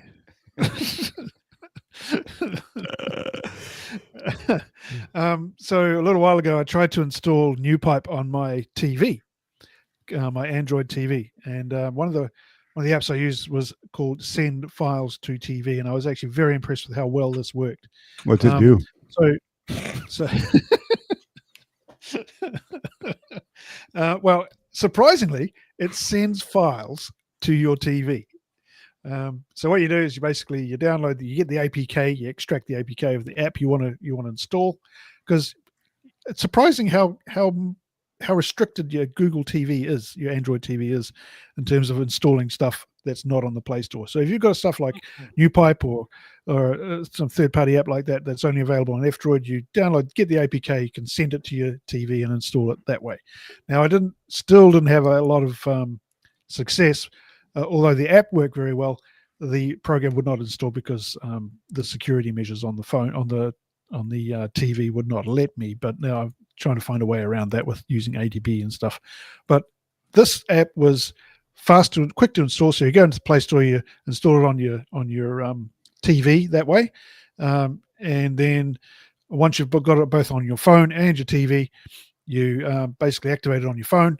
Say I want to send a file, you press send. Your screen is split into two parts: send and receive. So if you send, it'll ask you then where the file is, where you want to send it off to the TV, and the TV says, "Yep, I can see your phone, and I'm transferring it in progress." I think it uses Wi-Fi Direct. I'm not sure which. But yeah, it worked really, really well, and I was very impressed. So I'll be moving a few more, trying a few more workarounds to try and get it to actually work. But in the meantime, if you need to move files onto your TV, this is one to use. So I'm gonna guess you have a smart, in air quote, Smart, not very TV, smart, yeah. smart TV. Yeah. See, I can't. I still don't have any smart TV, and I will never buy a smart TV if I have anything to say about it. Which I know is becoming harder and harder. But you've got a Google TV dongle or something. Yeah. Well, yeah, we have the new Google streaming 4K device, which is about $100. Yeah. But I've been able to very easily plug up a USB ODM, I can't remember, whatever cable, and plug up a thumb drive and install APKs with no issue. Oh, you could do that way as well. Yeah. I could do that with mine too. So I'd be interested to see if I could get this working on that, because I would honestly think it's going to work without an issue. The only issue I've only ever seen is sometimes those apps don't understand the actual screen size, to where they like go too far, to where instead of seeing the whole image or the image in a border around it, I am like zoomed in just a touch, which is that's the worst that's happened. I mean, stuff still works. It's just, harder to see some things around the edge. Right. But yeah, and this is the exact kind of app that honestly I would like to have, so I could say, "Hey, hun, look at this." Click. Instead of holding my phone up and say, "Hey, look at this. Hey, look at this. Look." Yeah, that's a good idea. You could just send the file to the TV. Yeah. Yeah, and then I can go to the bathroom or whatever. You could literally just send a file to the TV. Mm-hmm. By sending files to TV via send files to TV. I feel like we're in a loop. It's what Hi, George. I think Ivor might have brought two good apps in the same show. Happens very occasionally. I'm sorry. If you just complimented Ivor, I'm pretty sure now we got to end the show. Well, I wasn't done, but if we have to. That's what she said. Okay, you can go ahead and say some more. I want to talk about something else. Yeah, I'm just going to, roll over and go to bed. You keep doing your thing. Oh, there's that drama again. That's what she said. Leave me alone. Oh boy. This is another proprietary app, which has even less stars than the other one. But I bought this. I've tried a couple different, there's security cams when it comes down to it, but I wanted something that could be outside in the elements. And so I bought a Reolink something Wi-Fi camera, because I tried a different one first. It was a TP-Link something, but it didn't have a zoom. And so a lot of these security cameras don't have, or they might have a digital zoom, but they suck. Right. And so this one has a 5-time optical zoom. Oh, an actual optical. Yeah. And how much was the camera? I think I bought it for $140.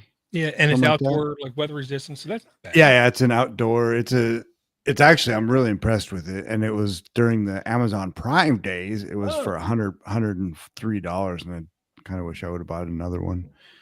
But How do you power it outdoors?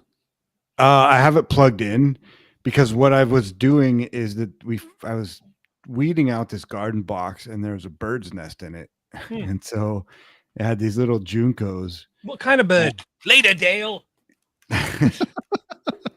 Were they African or European swallows? So I wanted to basically, I wanted to try to figure out how to live stream something. And so I used that. Does it come with presets? Presets? Yeah. All right. It's another castle reference. Is it? And Bonnie Doon on the deck talking about bloody walkie-talkie, their Walkmans. Door gets it. I don't know if I've seen that one. I don't know. Wow, that's crazy. I wonder if that's in the New Zealand cut. It's the culture. And so that's crazy, man. Anyway, you can actually also schedule video recording. I've never seen one of these security apps that actually say ahead of time, I want to record between these times. That's alone cool. Yeah, it was. So I put it in there, and it had a really good picture, and you could do, I think it's 2K. Maybe that one was 4K, and the other one was 2K. And so then I figured out how to stream it up to YouTube, and had that going on. And the app is great for this too. I mean, it has everything you need for the settings, and whatever is always working fine. But then you can't just go directly from a camera like this to YouTube to stream. And so I found this Restreamer, and again, my Umbrel server, it has a single click install. And so I could set it up for the camera to go through my network, and then it would be handled and encoded by this, and then shot up. And so that's just some more open source. Yeah. So you can stream it to one of those things, and you can mark that channel as private, and then you can just anytime you want pop on. Sure. I just said it as public. Well, what would you do? What do you mean? Never mind.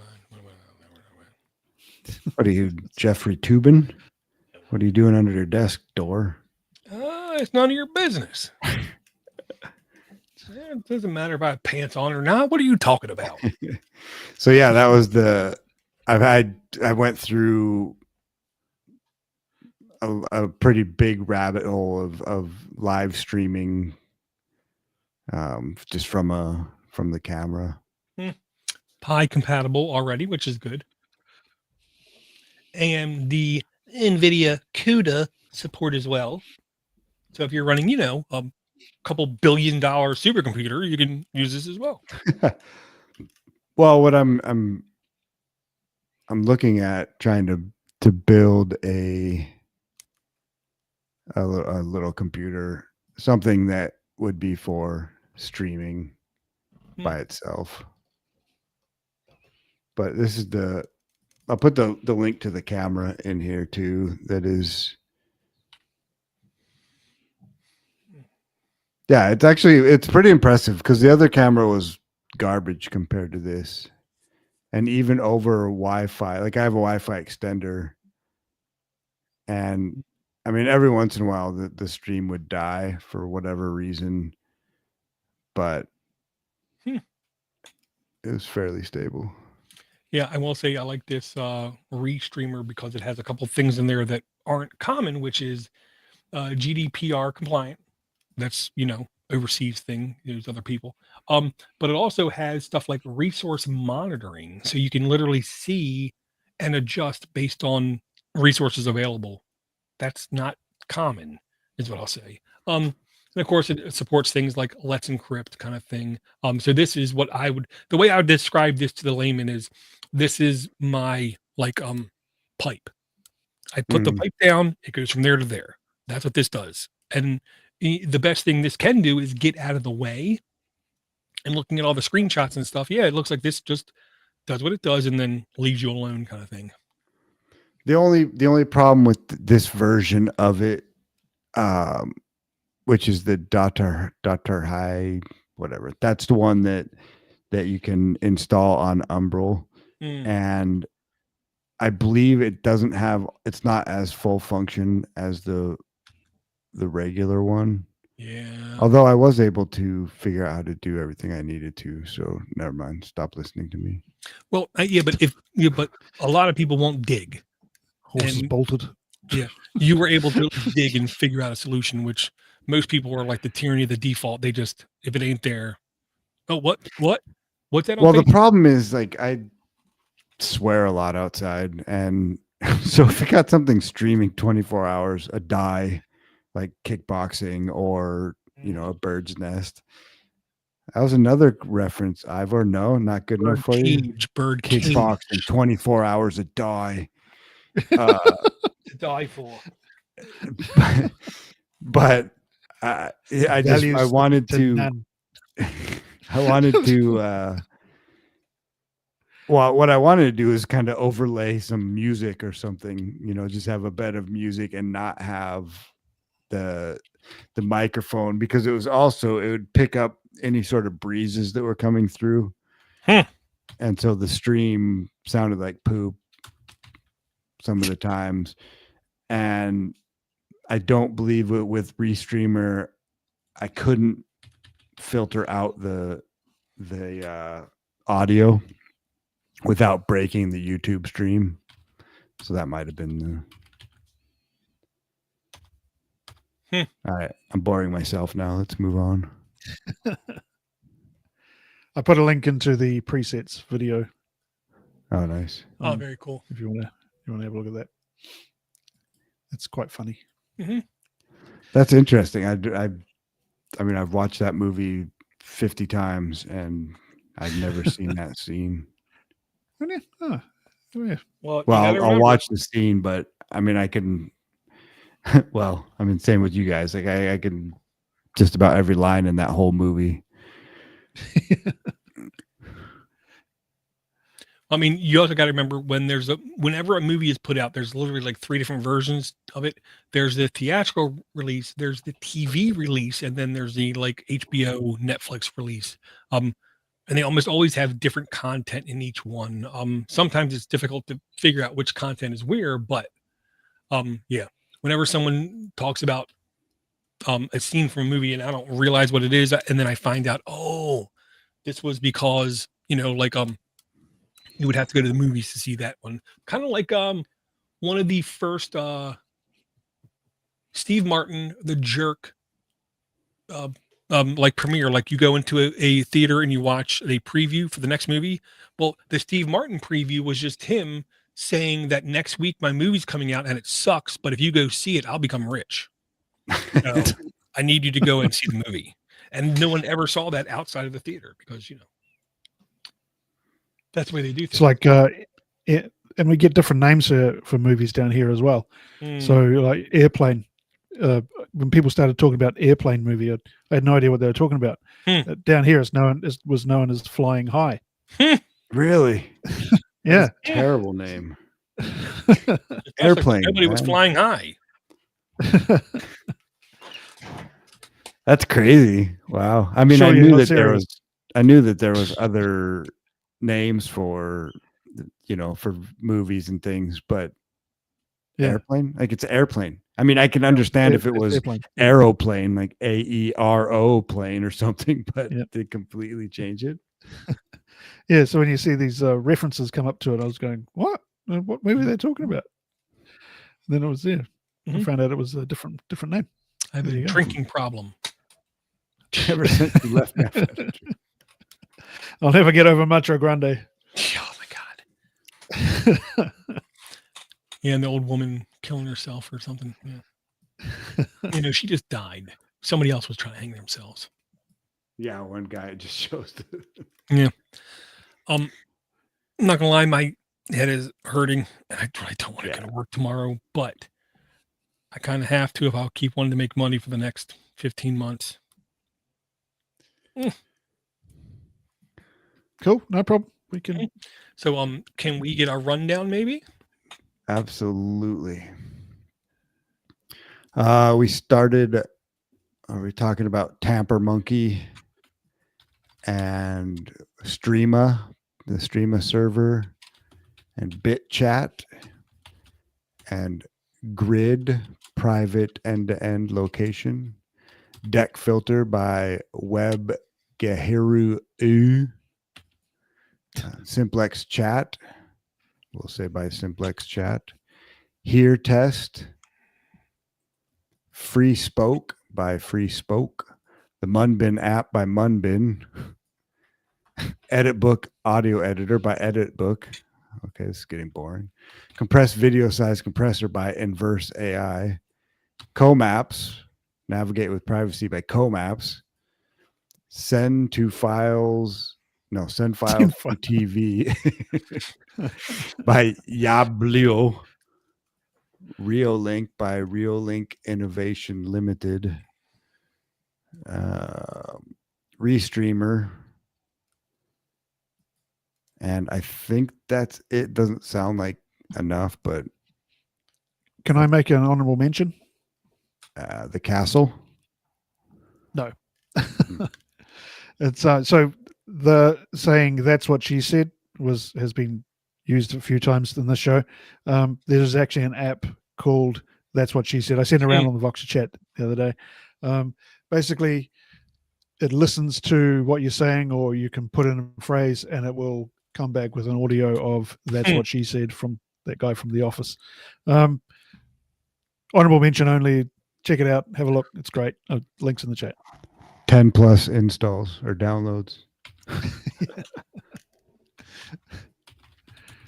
Cool.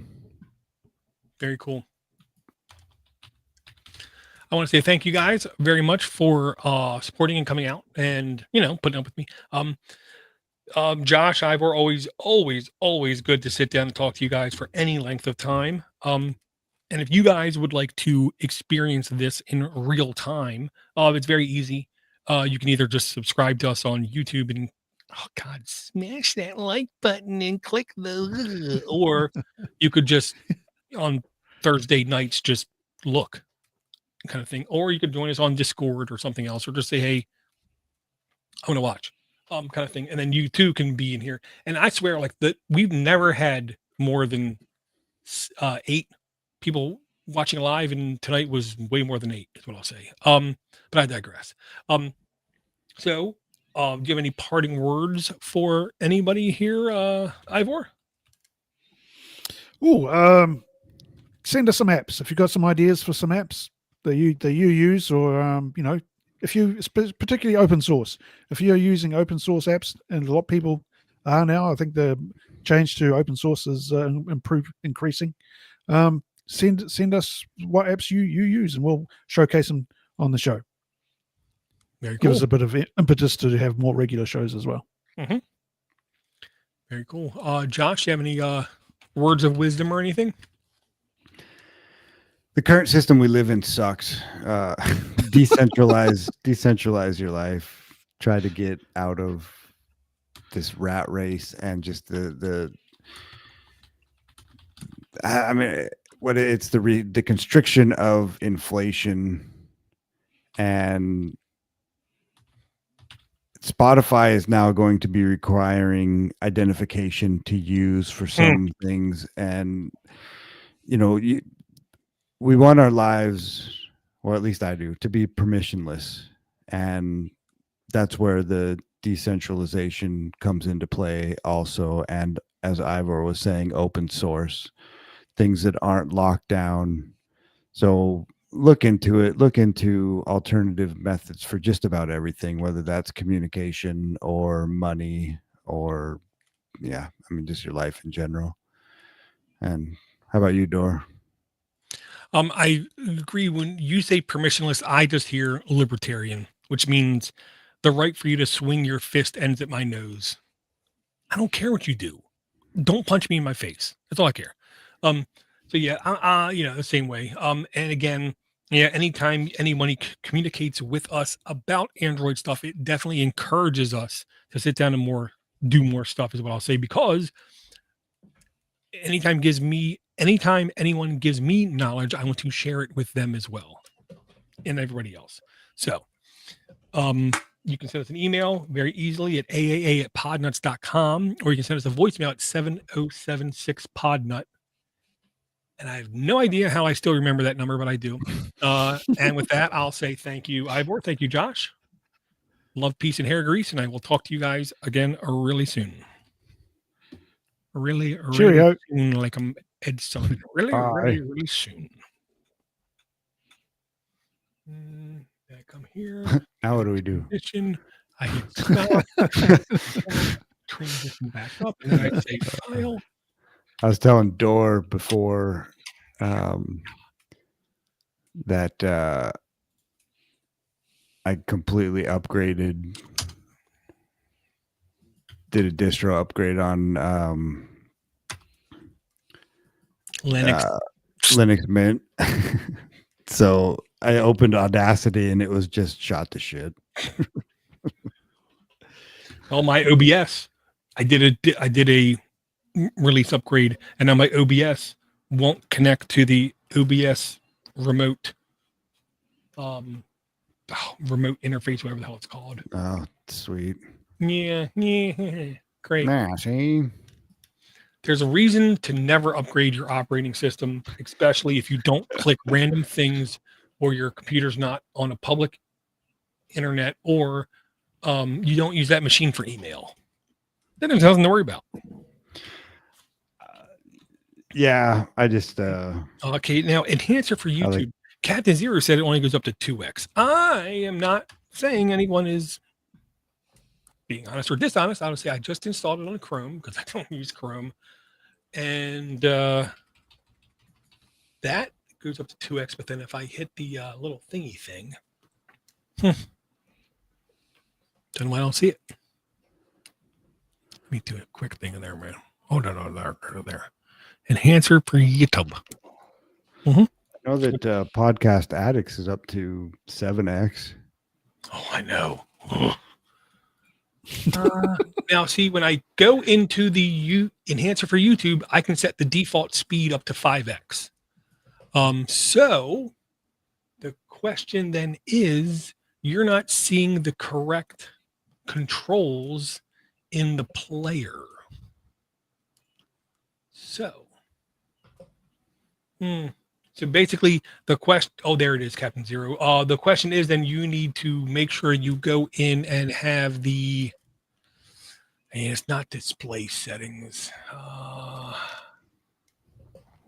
controls. Yeah, you go into your control setting and I say place, instead of place controls within the control bar, I say place controls within the video player itself. Then when you refresh the video, you will see an extra little nubbity nub there. And if you click that, you'll then see extra speed controls, which you can easily put up to 5x. Because again, enhancer for YouTube is one of the golden things that I will donate money to, and I have donated money to, and I will keep donating money to, because the damn thing just works. And on mobile, I want to say it was LibreTube was the one that I was using. That allowed me to go up above 2x, but I use pipe, and that lets me go up to like 5 or 6, I think. Well, yeah, I mean, as long as you go up to like 3 or 4, I mean, really, most people don't need to go higher than that.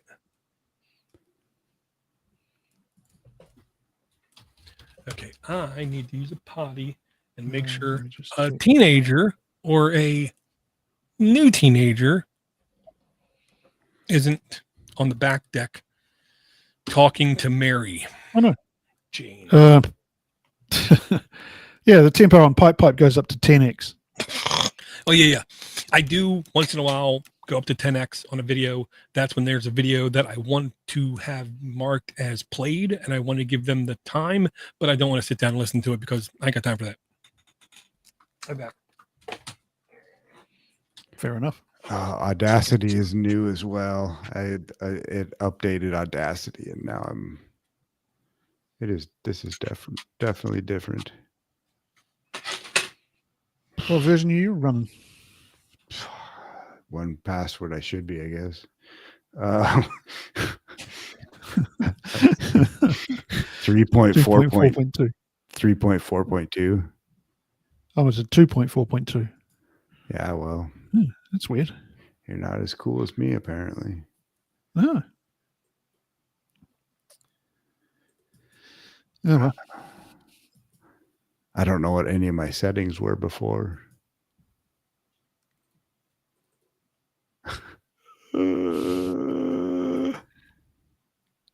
So you've still got an option to save the project and export it as an OGG file. Yeah. Yes, but see, the thing is, I take the time to actually try to fix it before I send it.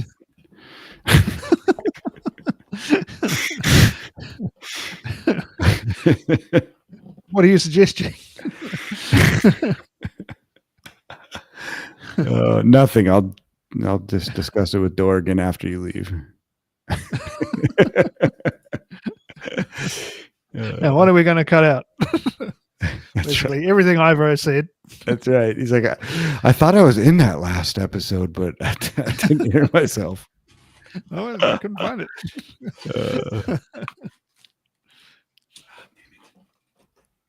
Need more caffeine. Give me a second there.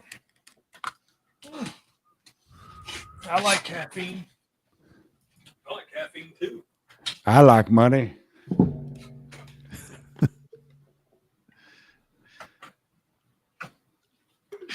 How much does a box of Cinnamon Toast Crunch cost in the US and Canada?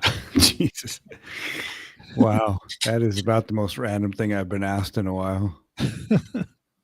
I don't know, dude. I don't buy Captain. I don't buy. I was going to say Captain Crunch, but Cinnamon Toast Crunch. My daughter is having her 14th birthday tomorrow. And one thing she's obsessed with is Cinnamon Toast Crunch cereal. Hey, you can't buy it here. I don't care. If she's obsessed with that, that's fine. Give her more Cinnamon Toast Crunch. But we found it in a supermarket in the international section, and it cost $15 a box. Wow. Yeah, no, I mean, so it's probably $5. Maybe she should be using heroin. I don't know. That's right. Why'd you get on the smack? Well, I couldn't afford couldn't afford the Cinnamon Toast Crunch. He says he's a captain. He's not really. Look at his armbands. He's not a captain. At that price, you just take one little thing out a day and like just put it on your tongue like it's a tab of acid. Mm-hmm. Gotta last. Yeah, I can't understand it myself. I just will say, if I had a 14-year-old daughter, I'm pretty sure in the next couple months I'll be in jail. Whoa! What? Huh? First time I'm out and somebody looks at my girl the wrong way, I am killing that person. Well, she's got a boyfriend called Josh. Josh would know. I'm living in your head rent free, Ivor. Exactly. I smell a conspiracy here. Oh, you go. Red saying $1.79 a box on sale at Kroger this weekend. Not the best sale price. $1.79. I'm paying $15 here. Well, we're paying less because of so many subsidies we pay in our taxes that go towards sugar, but I digress. Right, yeah. Like, there's a reason why all the sodas in the U.S. stopped using real sugar. It was because the government was paying them to.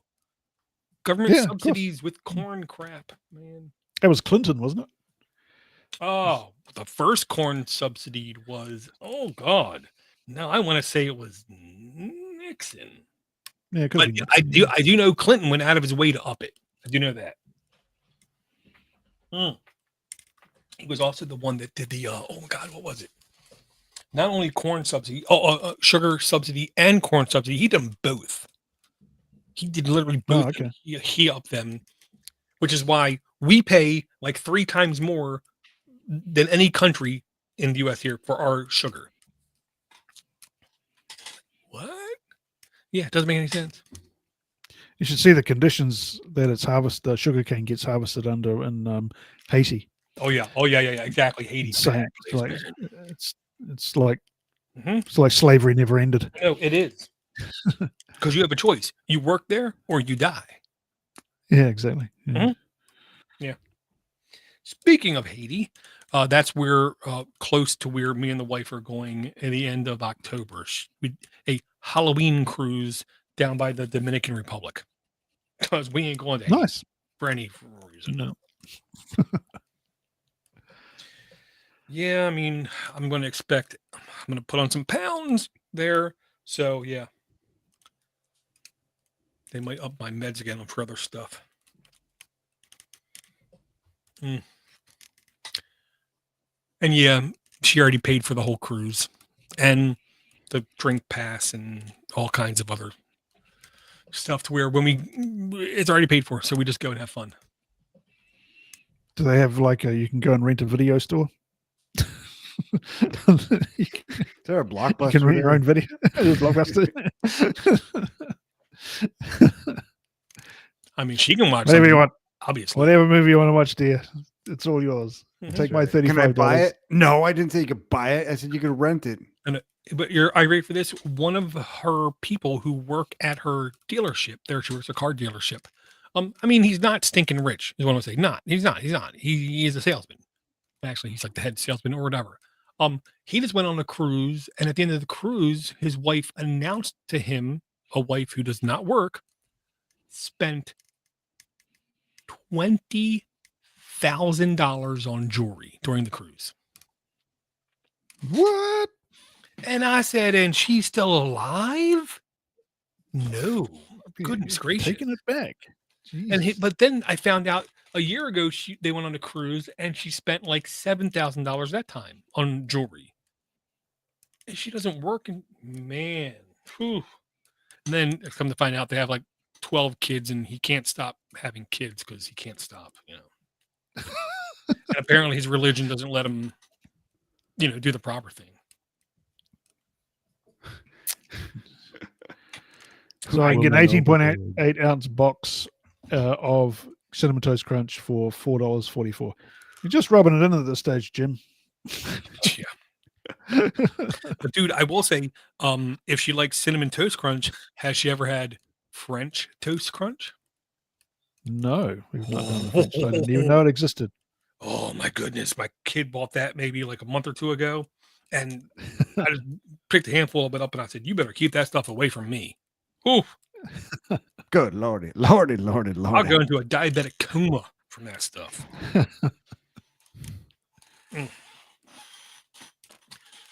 Oh. Woman overboard. Exactly. Yeah, but the problem is they'll go pick her up again. Well, with the weight of all that jewelry, she'll sink to the bottom straight away. Yeah, agree.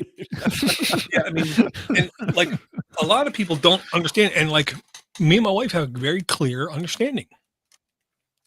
The marriage will end with one of us dead. Yep. That's the only way. And between now and then, let's try to not make the other person do it. To me. Yeah, okay. Have fun, do your thing, but don't go crazy. I'm just happy that we have a car completely paid off that still runs. Yeah, I need a new car. Yeah, she works at a car dealership. The average price of the car in her dealership went up 13%. And when we tried to explain to her father that Dodge is not a U.S. company, it's actually a French company, and the trucks are not made in the U.S. or constructed or compiled in the U.S., which is why their prices went up. Wouldn't it be Doge? Because tariffs. Yeah. Doge. Yeah, Yeah, and then he My tried. car is so old it still has a mini disc player. Well, and then he tried to try to like correct us by saying, "Well, did you know that they're looking at giving us each person in the U.S. like $600 because of all the tariff money that was collected?" To which I said, "Well, then inflation's going to go up." He's like, "What?" I said, "That's how inflation goes up when you give people something for nothing." People went. You know what And- our government did? Hmm. We had runaway and rampant inflation, plus prices going through the roof. So our government decided to give everybody on a low income $300 cash. No. There you go. And here's how I said it to him. Our local grocery store is selling milk. Let's just say $2 a gallon, right? $2 a gallon. But now let's give everybody within 10 miles $1 million. Yeah. Do you think milk's going to cost $2? No. That's going to be like $30, $40 because now people have extra money. That's how inflation works. When you give everybody extra money, nobody benefits. And his wife, who agrees with him on everything, turned to me and said, "Huh, that makes a lot of sense." Whew, man. Huh. He didn't talk to her for like 2 days.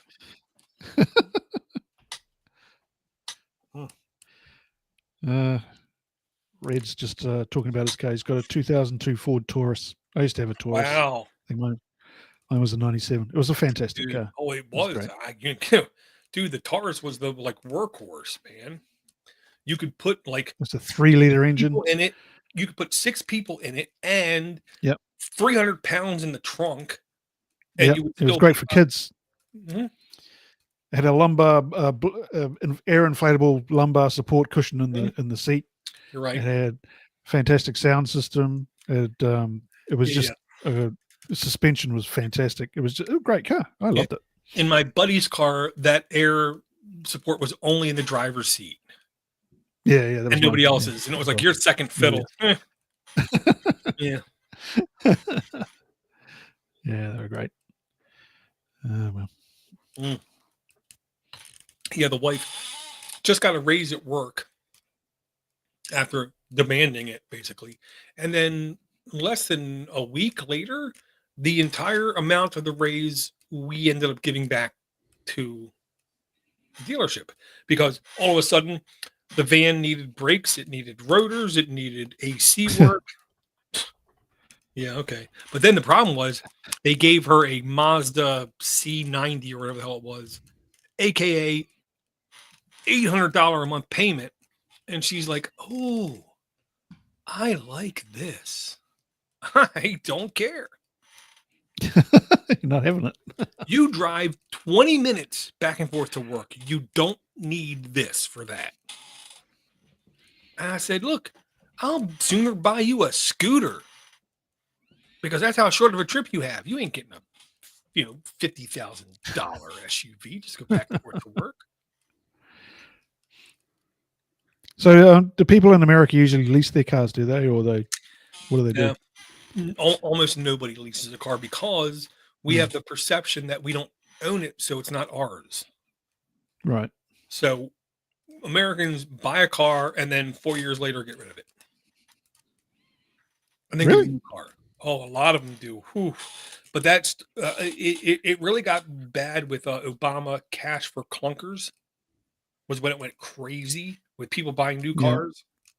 But now, like in the state of Maryland, we just enacted a like EV yearly tax to where Really? to where if I have a gas car, my registration costs this much. But if I have a Tesla, my registration is this much plus more. People are going to flip out over that one. I tell you what. But yeah, I want to say the average age of the average vehicle in Maryland is less than 6 years old. And how do people afford these things? They put them on their mortgage or something, or they finance the dealer, or what? I mean, it's like choices are made, and some people will live in squander. Some people will eat crap food. Some people will never go on vacation, like literally, like 10 years in a row. never go on vacation. Some people will never go to like the movies or out to think. Some people will never go to ridiculous dinners at restaurants. And they just say, I need this That's car. like me. I need this status symbol. Because in America, a automobile of any kind is a status symbol to the nth degree. Yeah, right. You know, look at me. Look at my ride. It's so smooth. Look at what I'm so cool. That's what they're like. And unfortunately, half of them are pickup trucks. Oh, yeah, yeah. Man, pickup trucks. I do know that part of the movie. He was talking Oh, about there you the go. Sony Walkman. Sony Walkman preset. Yeah. Preset.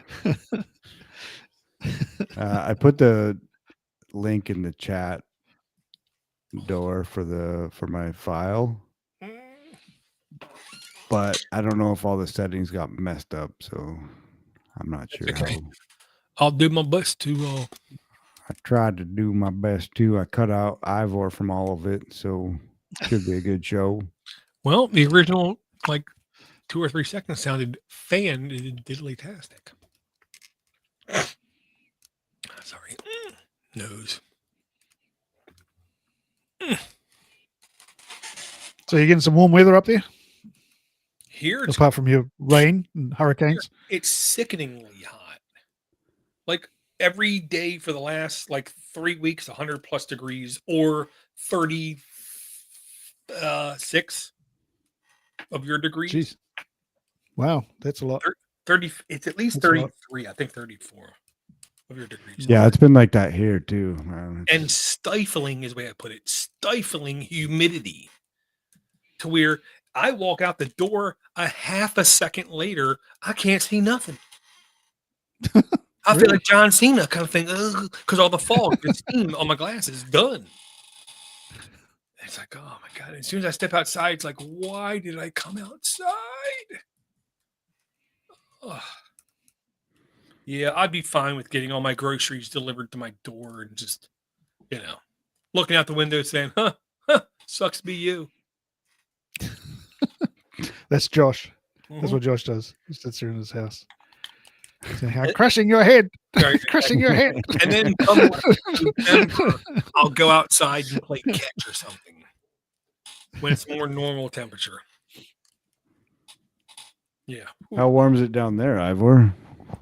We are currently on 13 degrees. Yeah, you gotta be Minus in the dead of 1 winter. overnight. Yeah, we're in the dead of winter. The picture you sent didn't look like that. No, it was quite warm, but it's clouded over now. It's starting to rain, so it's gotten a bit cold. Like I But said, It was a lovely morning. I mean, the flooding that happened around here was, and like for like 3 hours when I looked at my app, which I forgot to bring, which is called My Radar. The only reason I got it was because it's Android Auto compliant.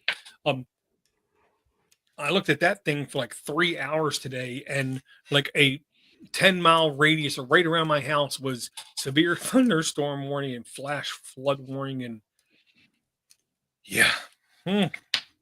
good times for me because I'm on a hill. So yeah, I'm fine. But yeah, I mean, we just went to the store, which was the picture I showed was 2.4 miles away. The store is like 2.8 miles away, and we saw like 4 down trees in people's yards between here and there. And twice I went through a piece of road where there was so much water it like shot out like I was hydroplaning for like a second or two.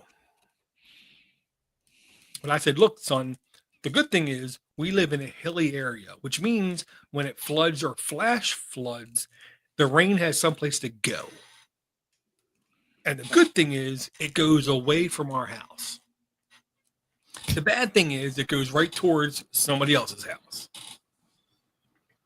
And, they should have thought of that before they bought their house. yeah, well, shit rolls downhill. Everything rolls downhill. That's Not gravity, unless you believe in flat earther. Actually, I lied. They did just develop a nano structure that when force was given, it actually like defied gravity and went up walls, but I digress. Yeah, that's what I was referring to, obviously.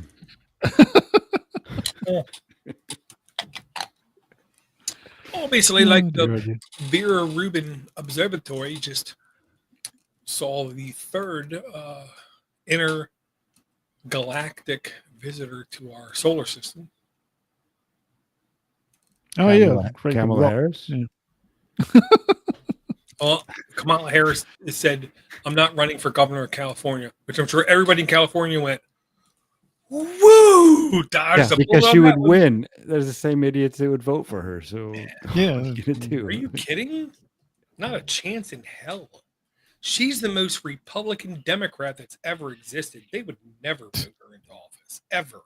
Ever vote her into office. Yeah, they would, because she has a D next to her name and in her mouth. No, it doesn't matter. Do you know how many people she put in jail?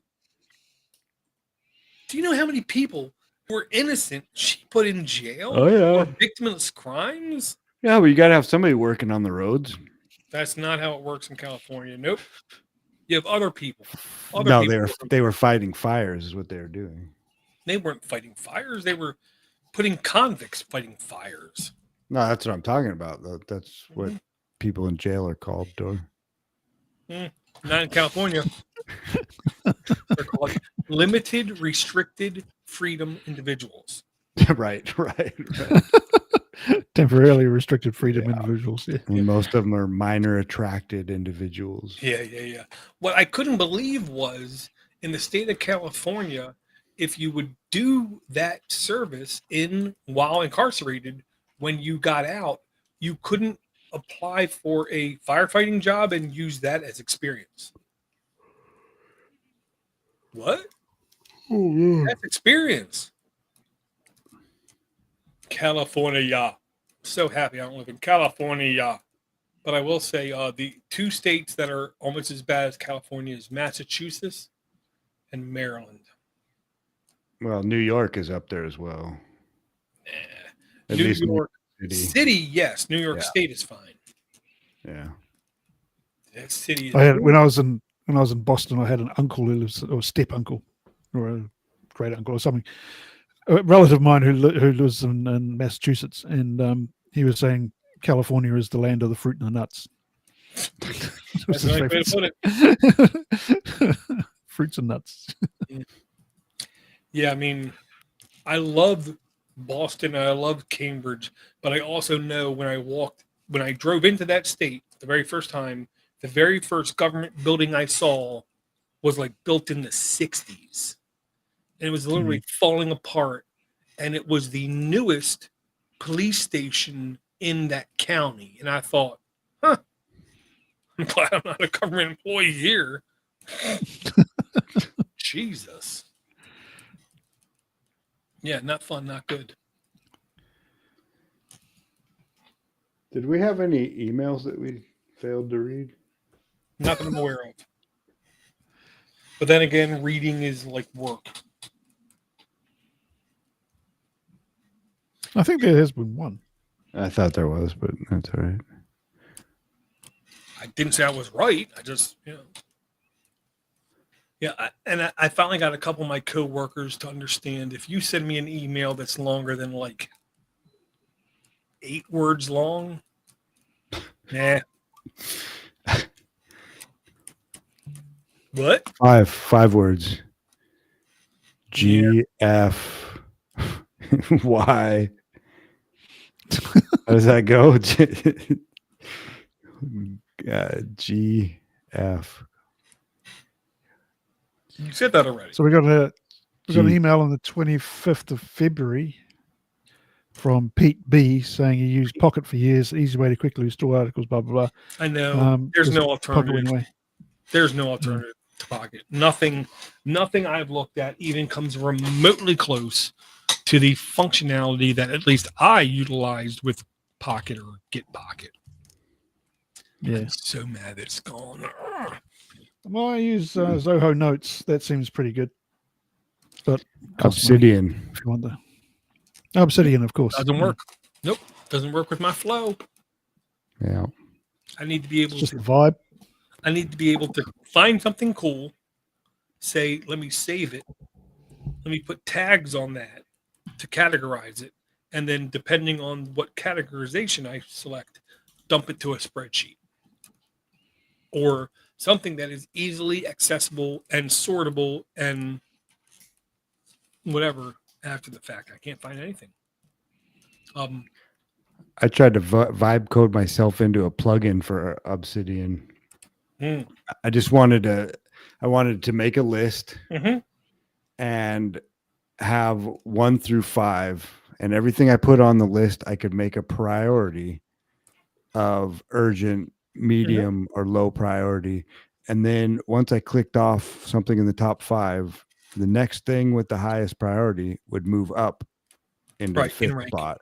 And it would just, so that basically you can have, apparently it's a pretty good idea to have a list of 5 things per day that you Mhm. accomplish. Right, because And that's so a that's, reasonable, rational, graspable thing. yeah. And then I just wanted it to populate with the next thing, and I could not get it to work. It's definitely not a problem with me. It's a problem with Chat GPT. Yeah.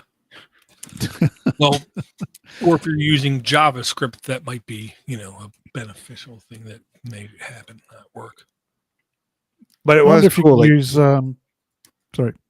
no, I was gonna say it was pretty cool to Yeah. get into that ecosystem though, and like Oh. just how easy it is to add a plugin. Like there's a file, and you just take your plugin, put it into that file, and it shows up in Obsidian or in a directory, and it shows Right. up in there. So it's pretty easy to test over and over and over and over again.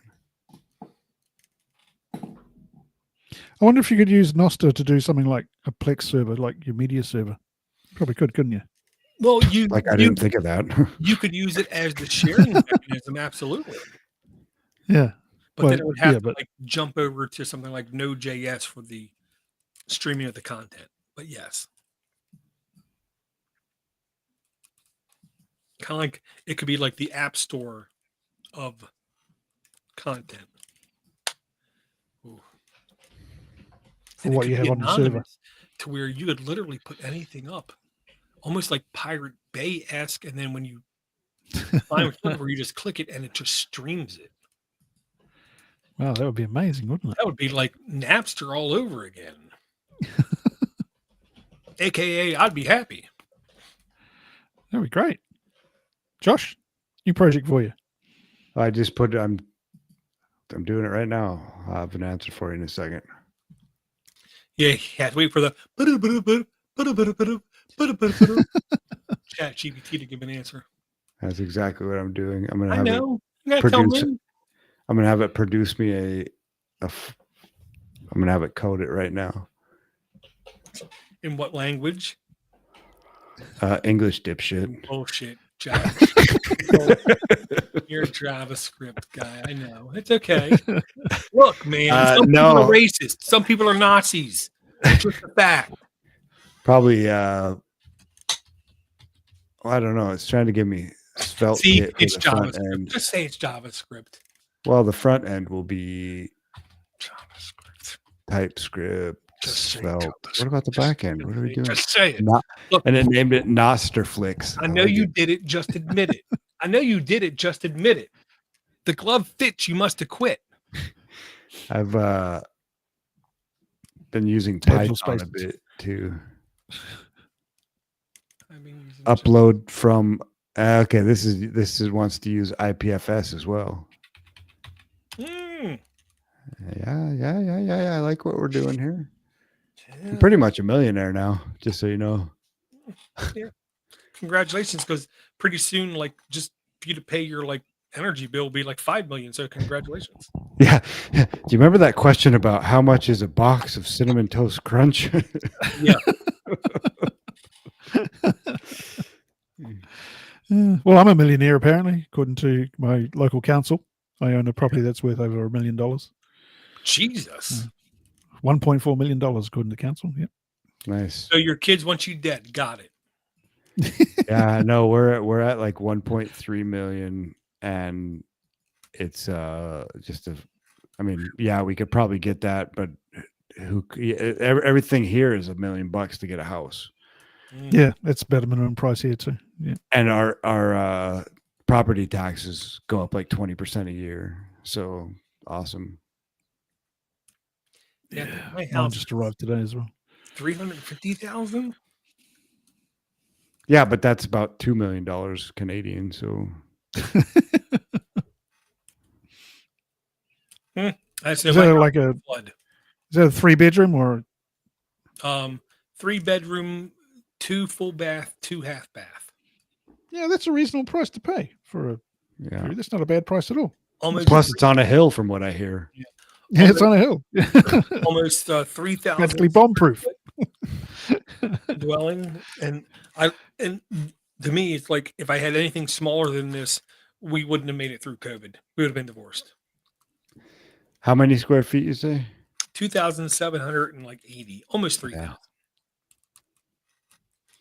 And then we got the garage. It isn't a garage; it's a shed because we don't have a shed. So lawnmowers and stuff is in there. Yeah, I turned our garage into a spare bedroom, which eventually turned into a treatment room for Sandra to use and an office for her, and then some storage on the outside. But don't tell council. Yeah. Our neighbor. So Is this about the extensions? Because I can tell you about that. I've had it. I've had it out with you guys. I'm waiting on some cheap cladding.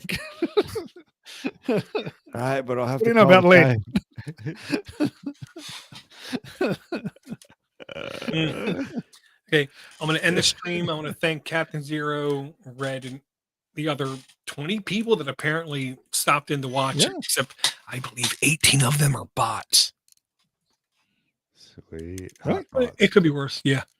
Yeah, So I don't know if my dad's still on there, but he was there for a while. I know that. yeah. Okay. Turn the stream off now.